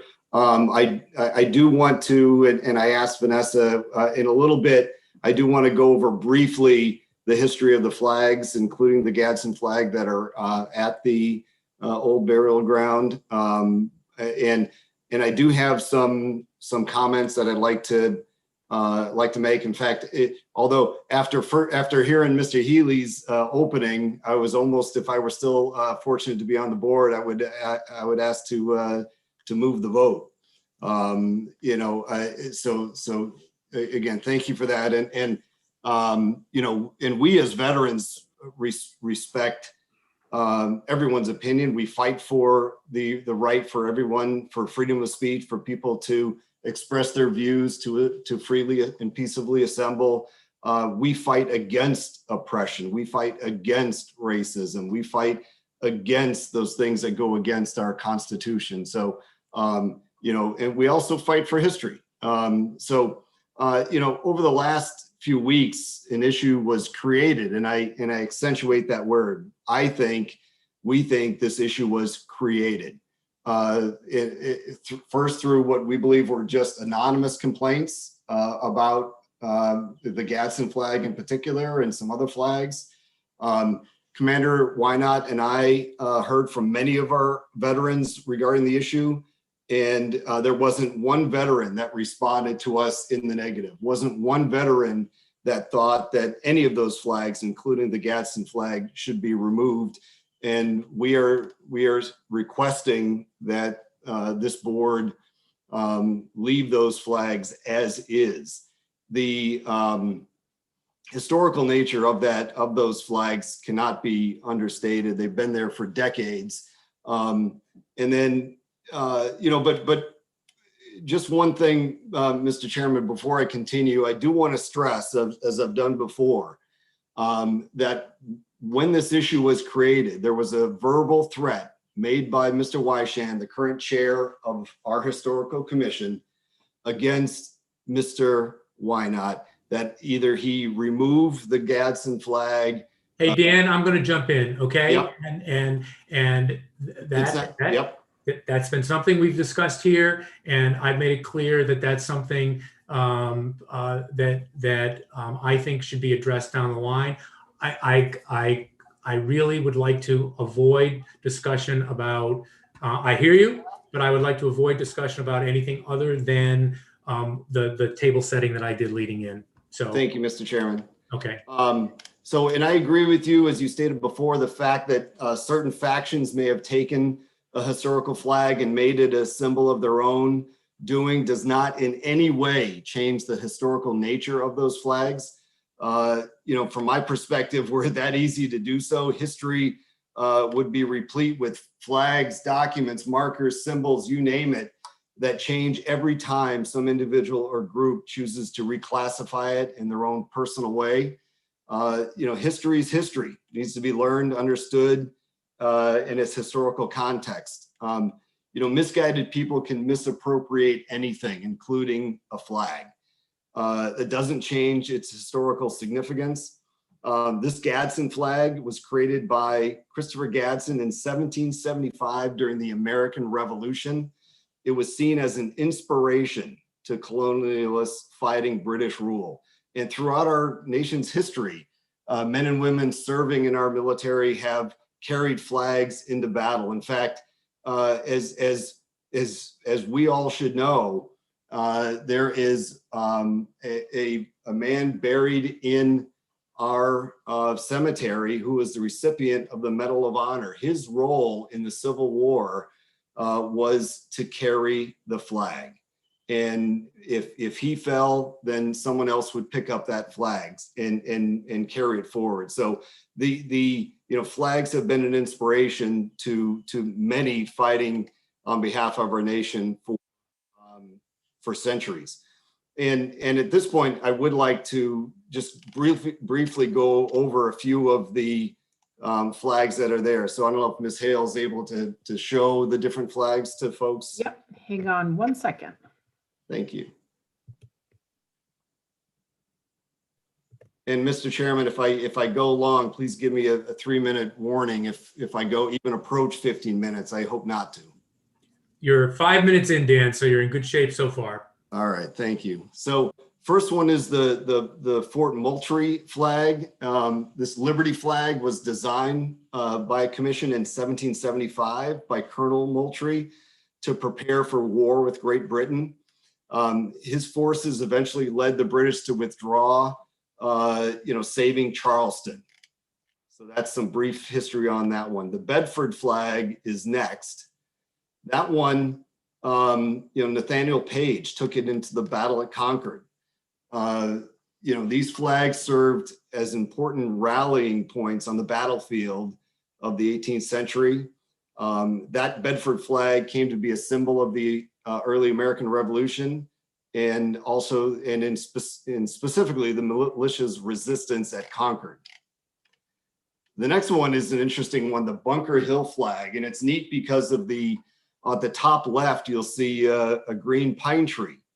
And, that pine tree started to appear on some flags in the 17th century, grew, ever more popular on New England ships. And then by the time of the American Revolution, those pine flags gained more prominence and were seen on Patriot New Englander naval vessels that were even on the Charles River. And then, there was some controversy as to whether or not, what flag actually flew at Bunker Hill in 1775 at the onset of the Revolutionary War. But there was an interview of a daughter of a Bunker Hill veteran who stated that that flag was hoisted at Breeds Hill prior to the battle. It's also become it also became a symbol of the Battle of Bunker Hill and Charlestown, and featured in a interesting enough, a 1968 U.S. postage stamp. The next one is the Culpepper flag. That one was carried by Culpepper Minutemen from Culpeper County, Virginia. Those colonialists were part of Patrick Henry's 1st Virginia Regiment. And the flag was a version of the Gadsden flag. created earlier by, again, South Carolinian Christopher Gadsden. Again, now it may come up later. Gadsden, to my belief, from what I've read, was a slave owner. He was not a perfect person at all. But he created a flag, and that flag is you know, was again part of the rallying cry and used throughout the Revolutionary War, in particular on naval vessels. So the Culpepper Flag is if you can see it, a white flag with an American rattlesnake in the middle over the words "Don't tread on me," just as we have on the Gadsden flag. The rattlesnake in particular became a symbol for the colonies before the French and Indian War. So Benjamin Franklin, our own Ben Franklin, you know, published a cartoon and you know, that had the flag, excuse me, that had the rattlesnake. He also published an article in the Pennsylvania Gazette condemning the British practice of sending convicts to the American colonies, and stated we should return the favor by sending a bunch of rattlesnakes. So that brings us to the Gadsden flag. So that was, again, created by Colonel Gadsden from South Carolina. And he was one of 7 members of the Marine Commission at the time. And those first Marines enlisted in the city of Philadelphia and carried drums painted yellow and depicted a coiled rattlesnake with 13 rattles, along with the motto, "Don't tread on me." It's the first recorded mention of the Gadsden flag's symbolism. Ben Franklin talked about the rattlesnake quite a bit.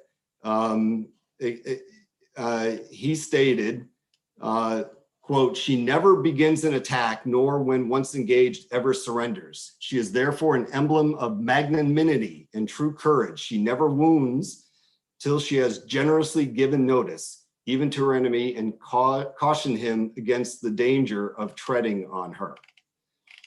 So as you can see, again, our own Ben Franklin talks about that flag and the rattlesnake in it. In 1754, he used the snake to illustrate another point. He sketched and carved and published the first known political cartoon in an American newspaper. It again was the image of a snake cut into 8 sections, representing the individual colonies, and the curves of the snake suggested the coastline. New England was combined into one section as the head of the snake, South Carolina at the tail. And beneath it were the words "Join or Die." Dozens of papers from Massachusetts to South Carolina ran Franklin's speech or a version of it. And our own Boston Gazette recreated the snake with the words "Unite and Conquer" coming from its mouth. So that's some of the history. And Vanessa, I have nothing more on the flags there. That's some of the history of those flags, the historical nature of them. And you know, there was also a recent case that came before the EEOC where an employee, a government employee, was wearing the Gadsden flag emblem on a hat, and another employee thought it discriminatory and wanted the person to remove the hat. It's important to know that the decision by the EEOC that addressed procedural issues did not determine that the Gadsden flag was racist or discriminatory, and it didn't ban it. Again, if the US government is not banning it, you know, I'll be surprised if the Southborough Board of Selectmen does, but you'll let us know on the 11th. Others have brought up the events at the US Capitol on January 6th. And yes, the Gadsden flag appeared there, was used by some, was co-opted by some. A number of other flags were also there, including the flags of India, Israel, Vietnam, Georgia, South Korea, Canada, Australia, Iran, and yes, our own American flag. So have they lost their historical significance because some misguided people chose to carry them? Then we also reached out to Brian Stearns, our veterans agent. Mr. Stearns then reached out to a number of his fellow veteran service officers and wrote the following to Commander Wynot and me. Steve and Dan, as a follow-up to my inquiry with the veteran service officers around the state, there was 100% agreement with keeping the flag in place. As I said before, the Gadsden flag is a symbol of hope, not hate. It has inspired generations. Americans will not be a doormat to those who attempt to harm us or oppress others, but is a welcome mat for those that have suffered at the wrath of said oppression. And Mr. Chairman, I'll close. As veterans, we have fought oppression, defended our Constitution. As we serve the American people, we understand history. We value flags, symbols, and markers. They have inspired Americans from the colonial revolution to the Great World Wars, Korea, Vietnam, and the war on terrorism. No act of a misguided few can suddenly cause a historical flag of hundreds of years to suddenly lose its historical significance. The flags at our old burial ground are historic, with many dating back hundreds of years. They should remain exactly where they are. Thank you, Mr. Chairman. All right, Dan, very quickly. One of the things I mentioned was the idea of whether it's through literature or a plaque or something, underscoring that if, assuming the flags remain, underscoring the context, and that the presence of the flags in this instance, the old burial ground, were, as you described, and I think I described a little bit in my initial remarks, that they are, if anything, contrary to the co-opting of the history of those flags by the groups whose views both you and I have described, but putting them in context and explaining that they are there because of their historic significance. Is that something you think that yourself and the veterans, whether it's through an ad hoc group or a working group or something like that, would be supportive of?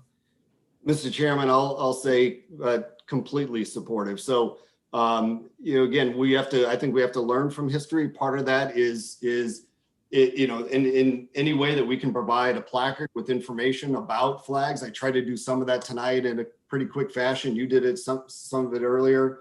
I think that can only help to educate our residents on the historical nature of these flags. And I spoke with Commander Wynot earlier. He also is fully supportive of any effort like that to add some narrative to the historical nature of these flags. All right, I'm going to go very quickly if any members of the board have any comments or questions for Mr. Calenda. I'll start with you, Ms. Braccio. Thank you. Good evening, Dan. Thank you for coming. I'm not sure that it's as much a question as a comment potentially.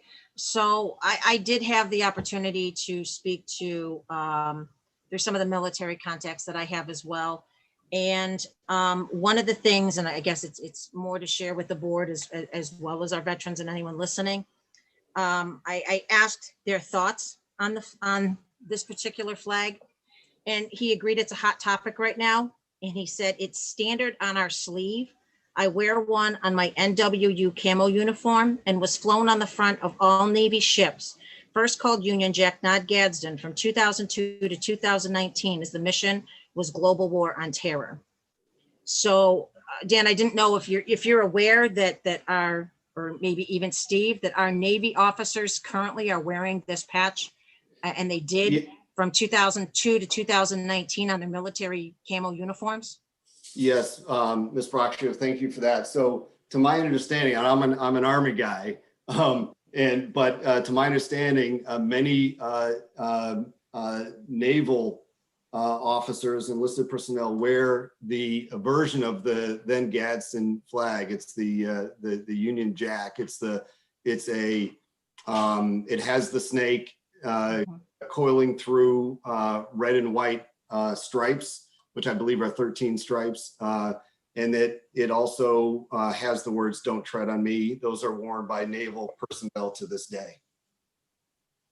Yes, and also I just want to share with the board just some thoughts that as well, that one of the things he was concerned about from a different angle was, he also said, I quote, "I have also been trained for funeral ceremony, as they call on us when needed for those. And I would hate to think the current environment would affect what is present at the site of a person who served while wearing that patch." So he did say as well that, you know, as anything with controversy, that it's the people who, the flag is not the controversy. Again, these are his quotes. "The flag is not the controversy. It's the people who must misrepresent it when flying it." And he said, you know, that the service eventually may do something about it, but at this current time and through after 9/11 on the war on terror that we had overseas, it was worn on a uniform. So I just wanted to throw that out there. And one other thing I found as I was going through is and Dan, if you said this, I apologize, or Marty even, the 13 rattles on the flag represent the 13 colonies on the original flag. So I have other comments that I'm going to withhold. These are just something I thought had to do with the discussion that was going on. I know we have a lot more people to hear from as well. So I'll just leave it at that for now, Marty. Thank you. All right, thanks, Lisa. Ms. Malinowski. Anything? Thank you. Thank you, Mr. Kalenda, for your presentation. I just have one question, and you may not know the answer to it, but when Mr. Stearns reached out to his counterparts, do you know if he got feedback on other municipalities that have this flag flying in Massachusetts?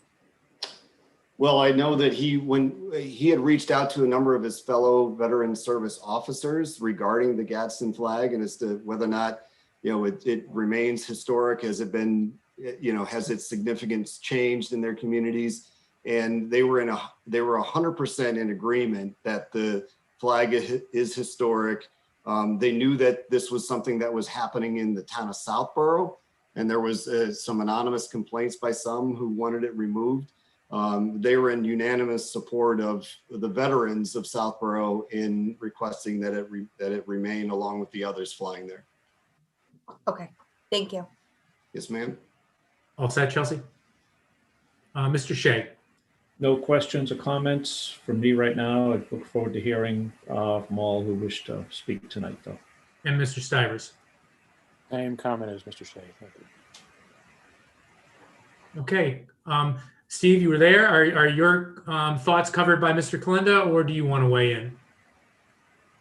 My thoughts are definitely covered by your opening statement, sir. Thank you. And by Mr. Kalenda. But before I make my comments, I saw that Mr. Mr. Stearns is there. So I'd like to hear real quick from him of what he had heard from the other VSOs that he had spoken with. Brian, is he available? I think Ms. Hale can bring him over. And while that's being done, Dan, you came in right at 15 minutes, just so you'll know. We extended it out a little bit with some questions, but. Thank you, Mr. Chairman. Hey, Brian, how are you? Hey, everyone. How are you doing? Good, thanks. I've been listening in, but I've been on YouTube and I just got back, so I apologize for being late. Did you hear Mr. Wynot's lead in to us bringing you over? Yes, sir, I did. And I also heard Ms. Malinowski's question as well. And to address her question first, I did reach out to other towns, the VSOs in other towns, and there are certain towns that are flying the flag, and that flag will remain in their towns. I will not comment on the names of those towns at this time, but I will tell you at a later date if you want to request that. But 100%, we have 351 municipalities, and I didn't reach out to every 351. But the vast majority, and Worcester County and Middlesex County, I did reach out to, and they are all in agreement with the comments that were made tonight. And thank you, Ms. Brascio, for your comments as well. Mr. Kalenda did state that I had commented on one other thing, and that was that this is a flag of hope, not of hate, of hope. And it's always been a flag of hope for our soldiers and sailors, especially our sailors. And that's what we want it to remain, is a symbol of hope, not hate. So getting back to your question, Mr. Healy. What was Oh, that? no, I didn't have a question. I just wanted to, I just wanted to make sure that you had heard the lead in by Mr. Wynot and you Oh, yes, covered sir. Yes, sir. the items that he said you were going to talk about. Yes, sir. All right, terrific. Gentlemen, thank you very much. And I'm now going to look for hands. Real quick. I'm sorry. I'm sorry. Can I real quick? Can I just throw my comment in there? I wanted to hang Brian out to dry a little bit. That's what veterans do to each other, just to test them. No problem. Real quickly, I totally agree. You've done some great research there, Mr. Healy. Same with Dan. The Bertnazzi, Leo Bertnazzi was the caretaker of all the cemeteries. And those flags, as best I can recollect, were put up in place when Mr. Bertnazzi was there. As the commander of the VFW, I followed after his brother, Angie.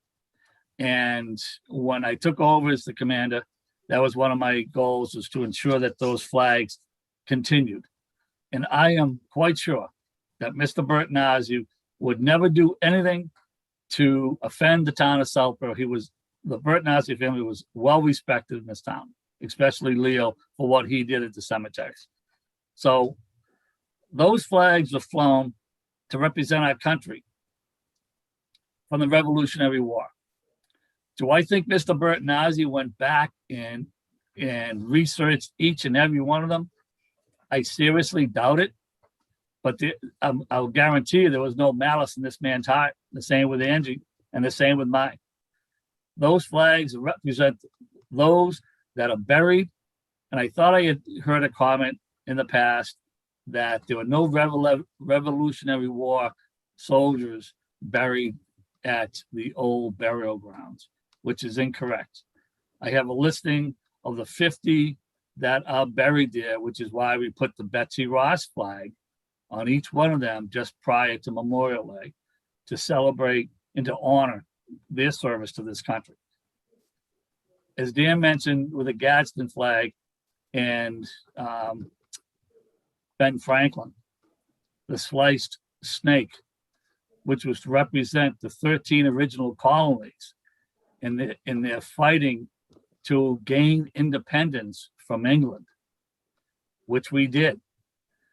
So it's bothersome in recent months or years that these groups have taken those flags for their own little, whatever you want to call it, the white supremacist groups or whatever, the ones that stormed the Capitol. I will guarantee you most of those that had the flag running around had no idea what if it was even called a Gadsden flag. It was a flag they were flying, they were running around with. So it's not to show white oppression. It's not to show racism or anything else that some people have portrayed it to be. These are Revolutionary War era flags that we fly to ensure that those that gave the sacrifice up at the old burial ground are remembered by. And that's how it should be. If you, the board, decides that to take them down because a few disgruntled people have bought into the idea that they're this or that, then it will be very disappointing to the town and to the veterans. As Dan says, we served our country. I'm no hero. Dan knows hero, and there's none of the veterans of this town will claim themselves a hero. We did our jobs. We went to serve our country, as Brian did and as many others did. And we serve the country so that stuff like this doesn't happen. So I urge you to really think about your decision to look at those flags, to look at that flag that's over the town hall. Thank you, Mr. Purple, and all the board for finally getting that project done. That was great. I have yet to see it because I'm in Florida. I'm returning in another week or so. I've yet to see that. I'm looking forward to seeing that new flag outside the town hall. But that's what we served under. And every time I hear the national anthem, and every time I see that flag, there's a special meaning to it. And for those that don't understand it, they need to go to other countries and realize what we have here and what the freedoms that we have. And a bunch of us served to do that. So with that, I will dispel. I'm not the orator that Mr. Calander is. I'm just an old Navy guy that sometimes blurts out a lot of things that comes from his heart, good, bad, or indifferent. That's what you get. But I urge you to think and make the correct decision. All right, Mr. Wynot, thank you very much. And you're a better orator than you think you are, I think. All right, gentlemen, I am going to have you exit. And the Ms. Deans Rowe and Miss, and I'm going to apologize in advance because I know I'll mispronounce the name, Saita, were two that expressed and requested the opportunity to address the board. So I would like to go to them first. If we could bring over Ms. Deans Rowe. And again, apologies, Ms. Sayeda.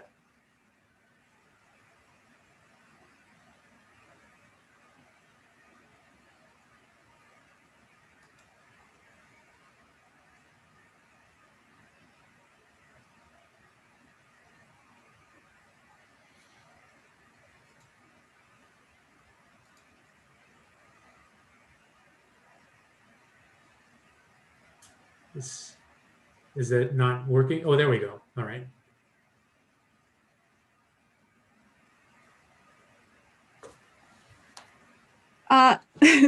Hello, Chairman Healy and the board. Thank you for having us. Sure.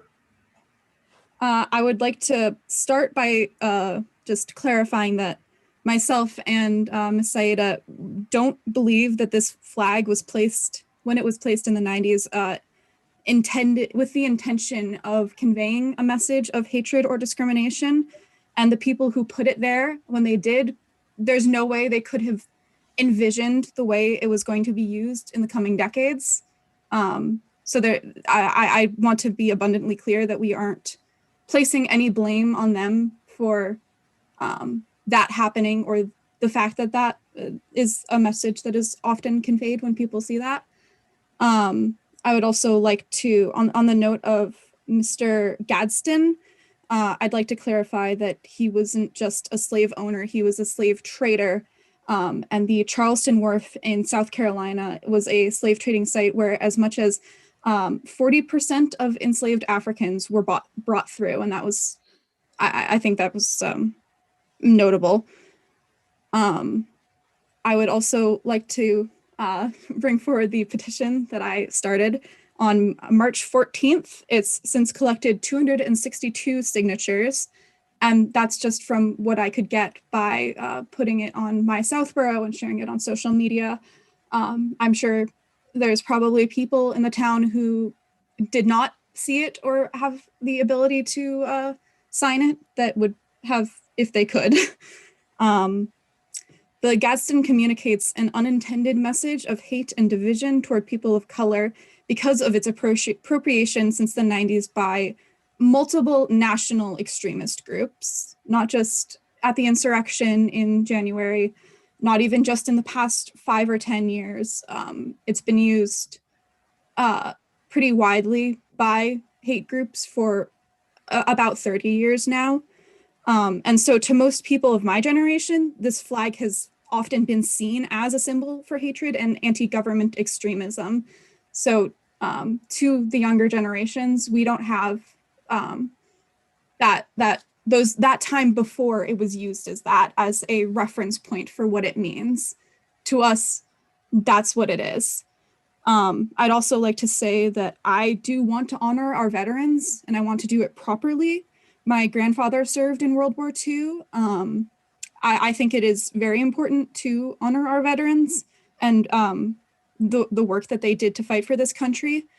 But I don't believe that the Gadsden, as it is today, the message that it sends today conveys what he or any of the veterans in this town or in this country fought for. That's all. Ms. Deesrow, before I go to Ms. Sayeda, let me just ask you the same question I asked Mr. Kalenda. The question of context. If the various revolutionary flags, including the Don't Tread on Me flag, was displayed with context that explained that exactly, it's actually an interesting point you made, the fact that I hadn't thought of it this way, but there might be a generational divide. But if, for instance, the sort of information that I described that would put the displaying of that flag along with the other 8 revolutionary flags in context, is that something you would support? I think it is important, but unfortunately, if it is up at the flags on a plaque or something, I worry about people driving through the town, whether they live here or whether they're thinking of living here or they already live in neighboring towns, seeing the flag, the Gadsden, and just immediately thinking of the way it's been used by extremist groups and connecting this town to that and that hatred, because the only way to, I don't think there would be a way to make sure that everyone who passes through the town and just passes through town center would go up and read that context. And so, again, I know that the message of hate and division is not intended and it isn't why it's being flown there, but it's still important to recognize how it affects people, especially people of color in this town and in neighboring towns, and the hate, the feeling of othering that it will cause to those people. Okay, thank you. Ms. Sayeda, do you have, Yes. you want the opportunity? All right, welcome. Hello, can you hear me? Yes, welcome. Okay, oh great, hi. Dear Selectmen, my name is Pamela Sayeda and I reside in town at 2 Brookside Road. Thank you for giving me an opportunity to speak to you. I wanted to talk to you today because I'm very concerned that the town is flying, particularly the Gadsden flag, not that there are historic flags, but that in particular Gadsden flag on town property. And I'm one of the hundreds of people who signed the Change.org petition that Ms. Deensborough put together. And I didn't know her or anybody on the Historic Commission before, but I reached out because I was also really concerned about the Gadsden flag as a symbol, serving as a symbol of our town, flying in our town center. I'm asking that you vote to remove the flag display, but most essentially the Gadsden flag, and that we find a more suitable way to honor our town's forefathers and foremothers buried in the historic graveyard, including its veterans. The current flag display, I believe, very strongly, occludes the true nature of the cemetery, which holds the remains of, I've learned from town historian Sally Waters, 1,100 men, women, and children whose lives spanned from the 1600s to 1845. And 95% of those burials are people who are not Revolutionary War veterans. If I am all for acknowledging and celebrating our Revolutionary War history and honoring and commemorating those 62 Revolutionary War veterans. That's not a controversial topic. But I think we should look for another spot and use a more historically appropriate flag than the Gadsden flag. The Gadsden flag was flown in the Southern Theater of War, as was the Culpepper flag. And from Sally Waters, I learned that none of the people who are buried in that graveyard ever served in those theaters, and that what the references that I believe Commander Kalenda or Mr. Kalenda made to the Marines' use of the Gadsden flag, and the history of the Navy using the Gadsden flag. That was actually, I think, called the first Navy Jack, and that's a different flag. It's red and white stripes with a rattlesnake, and it does say, "Don't tread on me." It does have a rattlesnake, but it is an entirely different flag. And if someone saw that flag, there would be no confusion with the messaging that the Gadsden flag now carries. So I think that there are certainly things that could be worked together to put together a historic display that's not controversial, and it seems like a relatively easy fix. There's also the issue that the graveyard is extremely densely buried. Only about a third of the gravestones, only about a third of the bodies interred there, people interred there, are marked with gravestones. So there are places where there are many, many people who are buried in a very small area and it's unmarked. So there is some concern about flagpole placement. I believe that we have one veteran in the graveyard who served in the Continental Navy, and he's served, I believe, under, I'm not going to try to say it, I'm going to misremember my history, so let me not improvise here, but he served under the first Navy Jack, not the Gadsden flag. So no one in that graveyard served under that flag. So it seems very easy to switch it out. Most important, however, in addition to being historically accurate, most important is the message that we're sending to people who live in this town, who live in surrounding towns, who drive through the town. You know, we've had a number of peace vigils in town with tremendous turnout.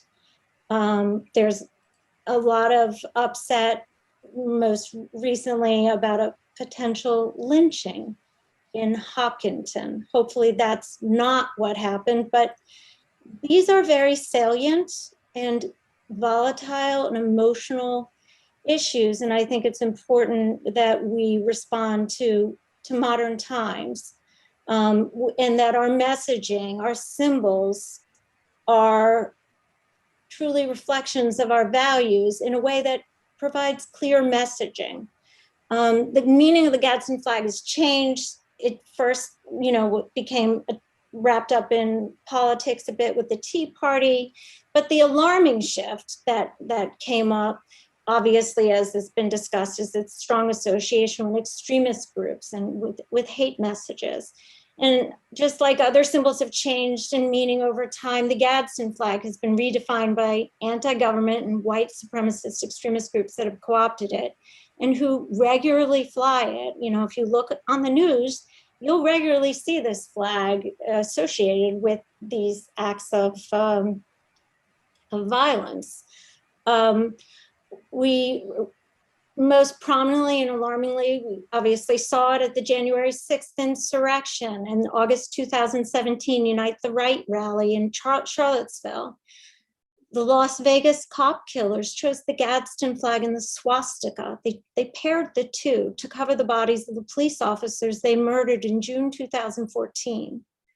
Extremist groups Stormfront and Occidental Dissent fly the Gadsden flag as one of their banners. So while I appreciate, the sensitivity of saying that we shouldn't allow it to be co-opted by a misguided few, unfortunately, it's not just a misguided few.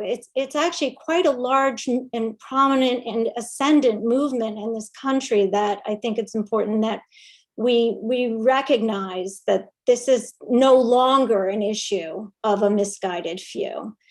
This is an issue that dominates our current events and the American psyche currently. So I just ask that you carefully consider the messaging that we deliver with the flags that we fly. They're potent symbols. I think that people can work together to find historically accurate flags that would be non-controversial and that would celebrate our rich history as a town, and that we can more accurately represent what the old burial ground is. That it's not a military burial ground, it's a civilian burial ground, and its history is far broader than the Revolutionary War, but that doesn't mean that we can't also celebrate our Revolutionary War history. So I just ask that historic sensitivity be brought to it, and I thank you for considering my points. All right, thank you very much. I'm going in the order that I saw. Mr. Weishan, you had your hand up. So if we could bring Mr. Weishan over. And I don't want, Vanessa, I don't want to get it all clogged up. So as people finish, send them back to the attendee room. Good evening. I just wanted to make sure that Sally. Michael, hold on for a second. Oops, sorry. I'll give you a green light in a second. All right, you have a green light. I have nothing much more to add to this. I just wanted to make sure that Ms. Waters was heard this evening.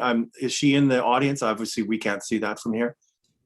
She is. Okay. Her hand was up after yours. Okay, great. She has the entire history of the veterans, and I defer to her. Thank you and good evening. All right, Mr. Weishan is gone. Ms. Waters is in.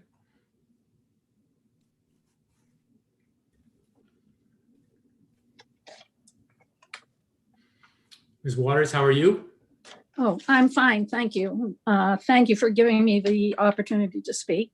I do want to thank both Mr. Wynot and Mr. Kalender for their service, not only to the country, but also to the town. I know they've both done a lot of work for the town. I also want to assure you that I have a great deal of respect for veterans, and I definitely understand the sacrifices that veterans make and that their families make. I would also mention that like Ms. Braccio, I reached out to a few people that I know who are veterans. Two retired Navy captains, a Navy commander, and an Army colonel, and asked them for their thoughts about the Gadsden flag. And they all certainly recognize its importance historically, but they also recognize that it has changed meaning, unfortunately, and that it probably is a little, probably not a great idea to be flying it on town property. But again, that's going to be your decision. I also have a great deal of reverence for what the men and their families endured to bring about independence. So in the old burial ground, there are 26 unmarked graves that are Revolutionary War veterans. There are 36 marked graves that are Revolutionary War veterans.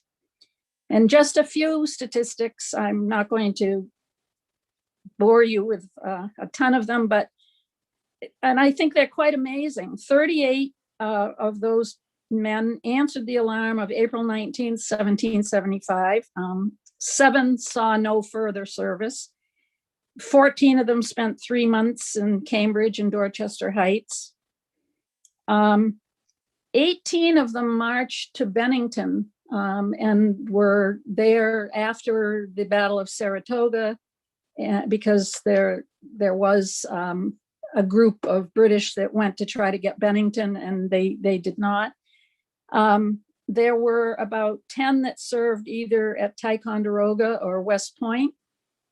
4 of Southborough men were fined for refusing to march to New York. And in their defense, I will say they were probably, the ones that I've researched were older. They were either well into their 50s or 60s, which back then probably is a little older than it is today. There are several that served in the Continental Army itself for 3 years. And there was one, David Henry Gardner, who served with John Paul Jones on the Bonhomme Richard. And when it took the Serapis from the British. But not one, and I've done extensive research, not one of them did serve in the Southern Department during the Revolutionary War. So I would like to give a couple of examples of the changing meaning of symbols. One, starting with what has been already well discussed tonight, which is Benjamin Franklin's use of the segmented snake at the Albany Plan of Union in 1754. And the interesting thing is that although he was proposing during the French and Indian War that the colonies would better work together for their common defense, when the delegates to that convention went back to their individual colonies, every single colony rejected the idea of working together. Now, 20 years later, that segmented snake, as you have already heard, is joined together. So the whole idea of and the symbolism had changed, and by then they were willing to accept that. The other story I would like to tell is of Josiah Fay, who was one of the 3 men who died during the Revolution. And I do thank the veterans for putting the plaque there honoring the 3 men, Joseph Fay, Josiah Fay, and Jesse Amston, because they are not buried in the old burial ground. They are buried, 2 of them, somewhere near Valley Forge, where the 2 of them died. And Josiah Fay is buried in New York City, where he died, purportedly after being poisoned by a loyalist. But the interesting thing is that in 1756, Josiah Fay led a group of men, a company of men, including about 10 from Southborough, up to the area of Lake George, and they were marching under the British flag. They were fighting for the British to try to capture Crown Point. One of his men, a young man named John Fay from Southborough, was killed and is buried up somewhere up in the wilderness there. So the British flag meant a lot to Josiah Fay in 1756. 10 years later, he is going to reject that flag, and he is going to be fighting for American independence and give his life for it. So I think my main point here is that symbols do definitely change meaning to people. And unfortunately, the Gadsden flag has changed meaning because it has been co-opted by people. But as Ms. Seda said, I think that there are ways to resolve this. I would suggest that we put up the Continental Navy Jack, which does have the "Don't Tread on Me" snake, and which is the symbol, which the patch, which is used on the Navy uniforms today, not the Gadsden flag. It was officially adopted in 2016 for the Navy, although it had been being used before that. And that would be appropriate. We have David Henry Gardner, who served with John Paul Jones, and or we could put up this Serapis flag, again, which was John Paul Jones's flag.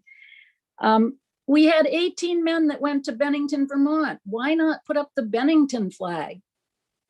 Why not use Massachusetts's pine tree flag? All these men came from Massachusetts. They did not come from South Carolina.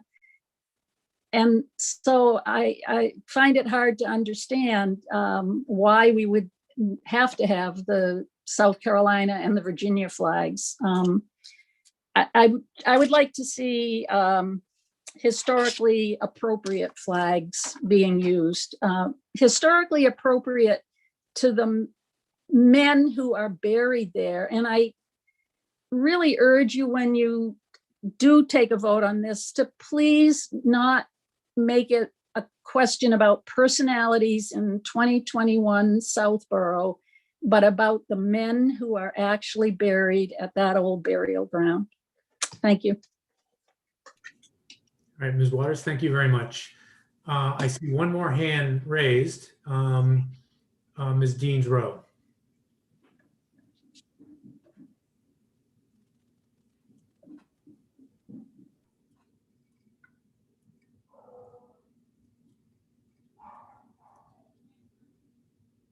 And Rebecca, you are muted. You are no longer Hi, muted. I Hello, think how I've are got you? it now. Thank you so much for taking time to hear what I have to say. I'm very brief. I just wanted to talk. There's a family cap, Rebecca. I just want to let you know that on time. No, seriously, go ahead. Okay. I wanted to talk a little bit more about the placement of the flags. I think we've covered pretty well the historical relevance of the flags. Thank you to Sally Waters and her hard work and identifying what would be really appropriate for the veterans who are buried there. But the placement is also problematic. As you might know already, the 1938 hurricane damaged numerous markers in the old burial ground, and they were subsequently removed. There are, in fact, a total of 741 unmarked graves in the old burial ground. And members of the Historical Society have researched the results of the ground penetrating radar that happened in the early 2000s. And the current display, unfortunately, is placed over an area where numerous unmarked graves were identified.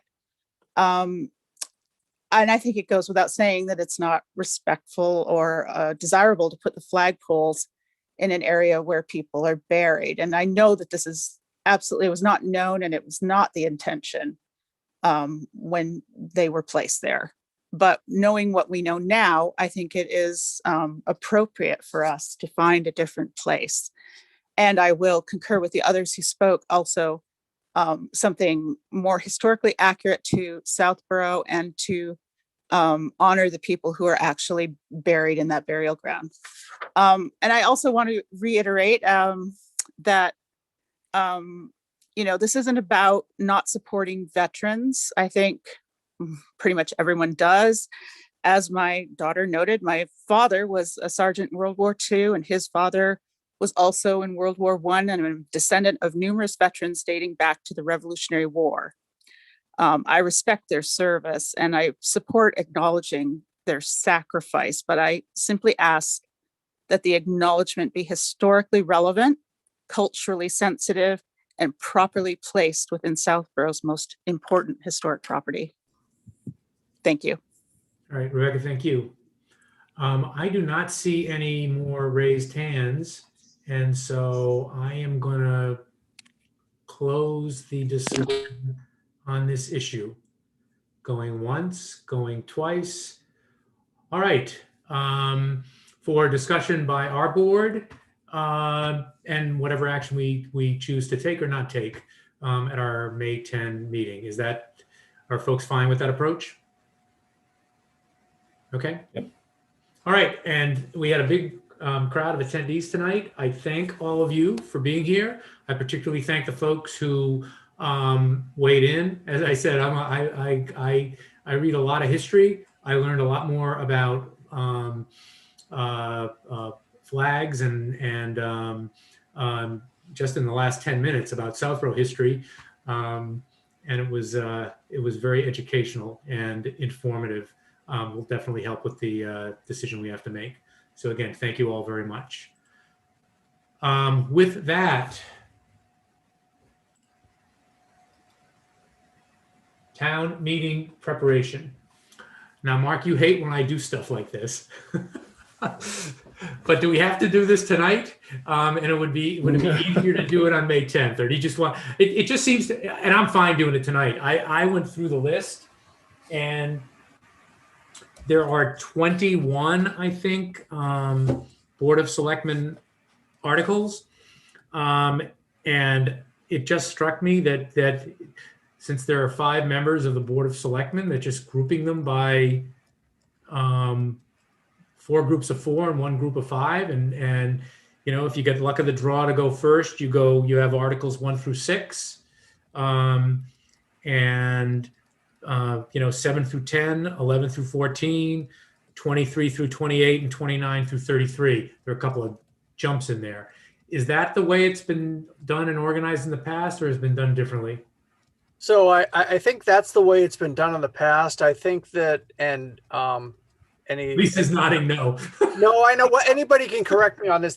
Yes, that is the way it's been done in the past. The one difference is that you've got one member who's not going to be here, you know, when town meeting actually happens. So assigning them an article to make a motion doesn't help. And then obviously when the new member comes in, I assume that somebody will say, well, you can have these articles. Also in the past, I think that if somebody had a particular interest in making the motion and maybe speaking to that article, then the board would say, yep, you can have that one. The other thing that complicates this, and maybe if you want to push this to the 10th, I'm fine with that. Let me just say my piece and we push it to the 10th. But the other piece is that, and Mr. Semino did not talk about this tonight in his pre-town meeting, as to what he is putting onto a consent list for voting these articles. So this happened last year too. The board assigned all of these motions, and I forget which member it was, but everything that they were making the motion for all got wiped out in the consent list. So, you know, it's yes, let's wait for the 10th. Well, here's, I'm sorry, go ahead, Lisa. No, just if I can add, Mark, why I was shaking my head no is typically, since I've been on the board anyway, we go through each article. It's not somebody getting like 6 articles in a row. It is member, you go through it that way. And how that typically works with the consent agenda as well is there are articles that everybody gets to stand up and speak, and not just one person or 2 people ending up with a boatload of articles. So again, typically how it's done is, you know, Article 1, Mr. Healy, and you just go down the list and you start all over again. That was why I was shaking my head no. And it can just be the luck of the draw that because a lot of the selectmen's articles are annual articles.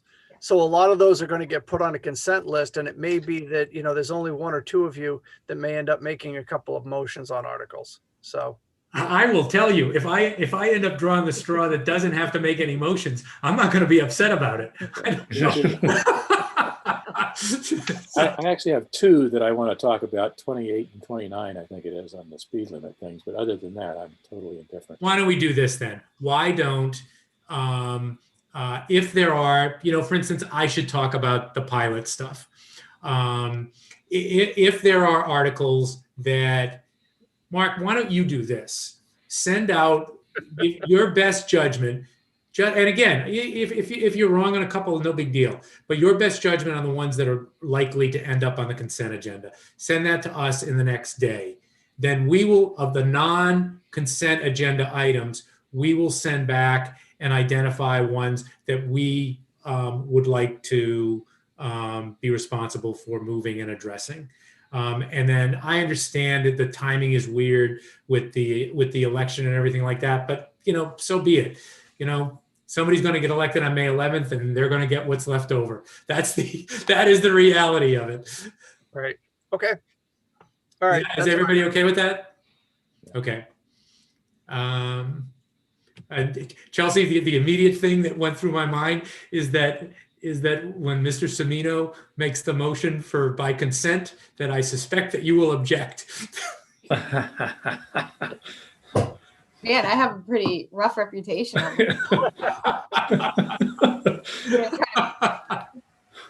All right, so item 6C is kicked.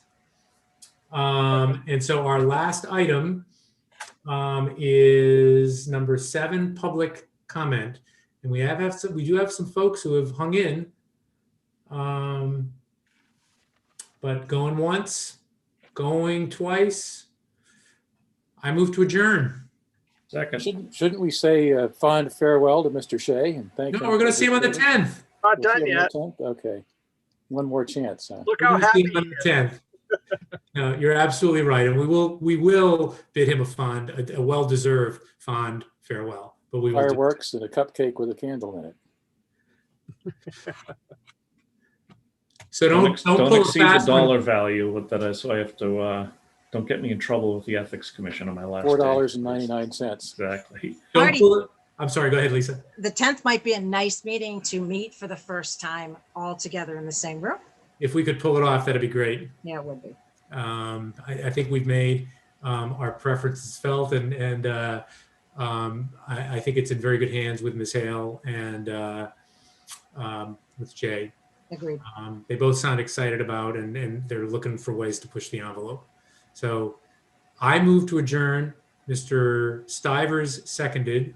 We actually have now had discussion. No further discussion. Ms. Braccio. Aye. Ms. Malinowski. Aye. Mr. Shea. Aye. Mr. Stivers. Aye. Mr. Healy is aye. Thanks, everybody, and we'll see you on Monday. Okay. Good night. Good night. Good night.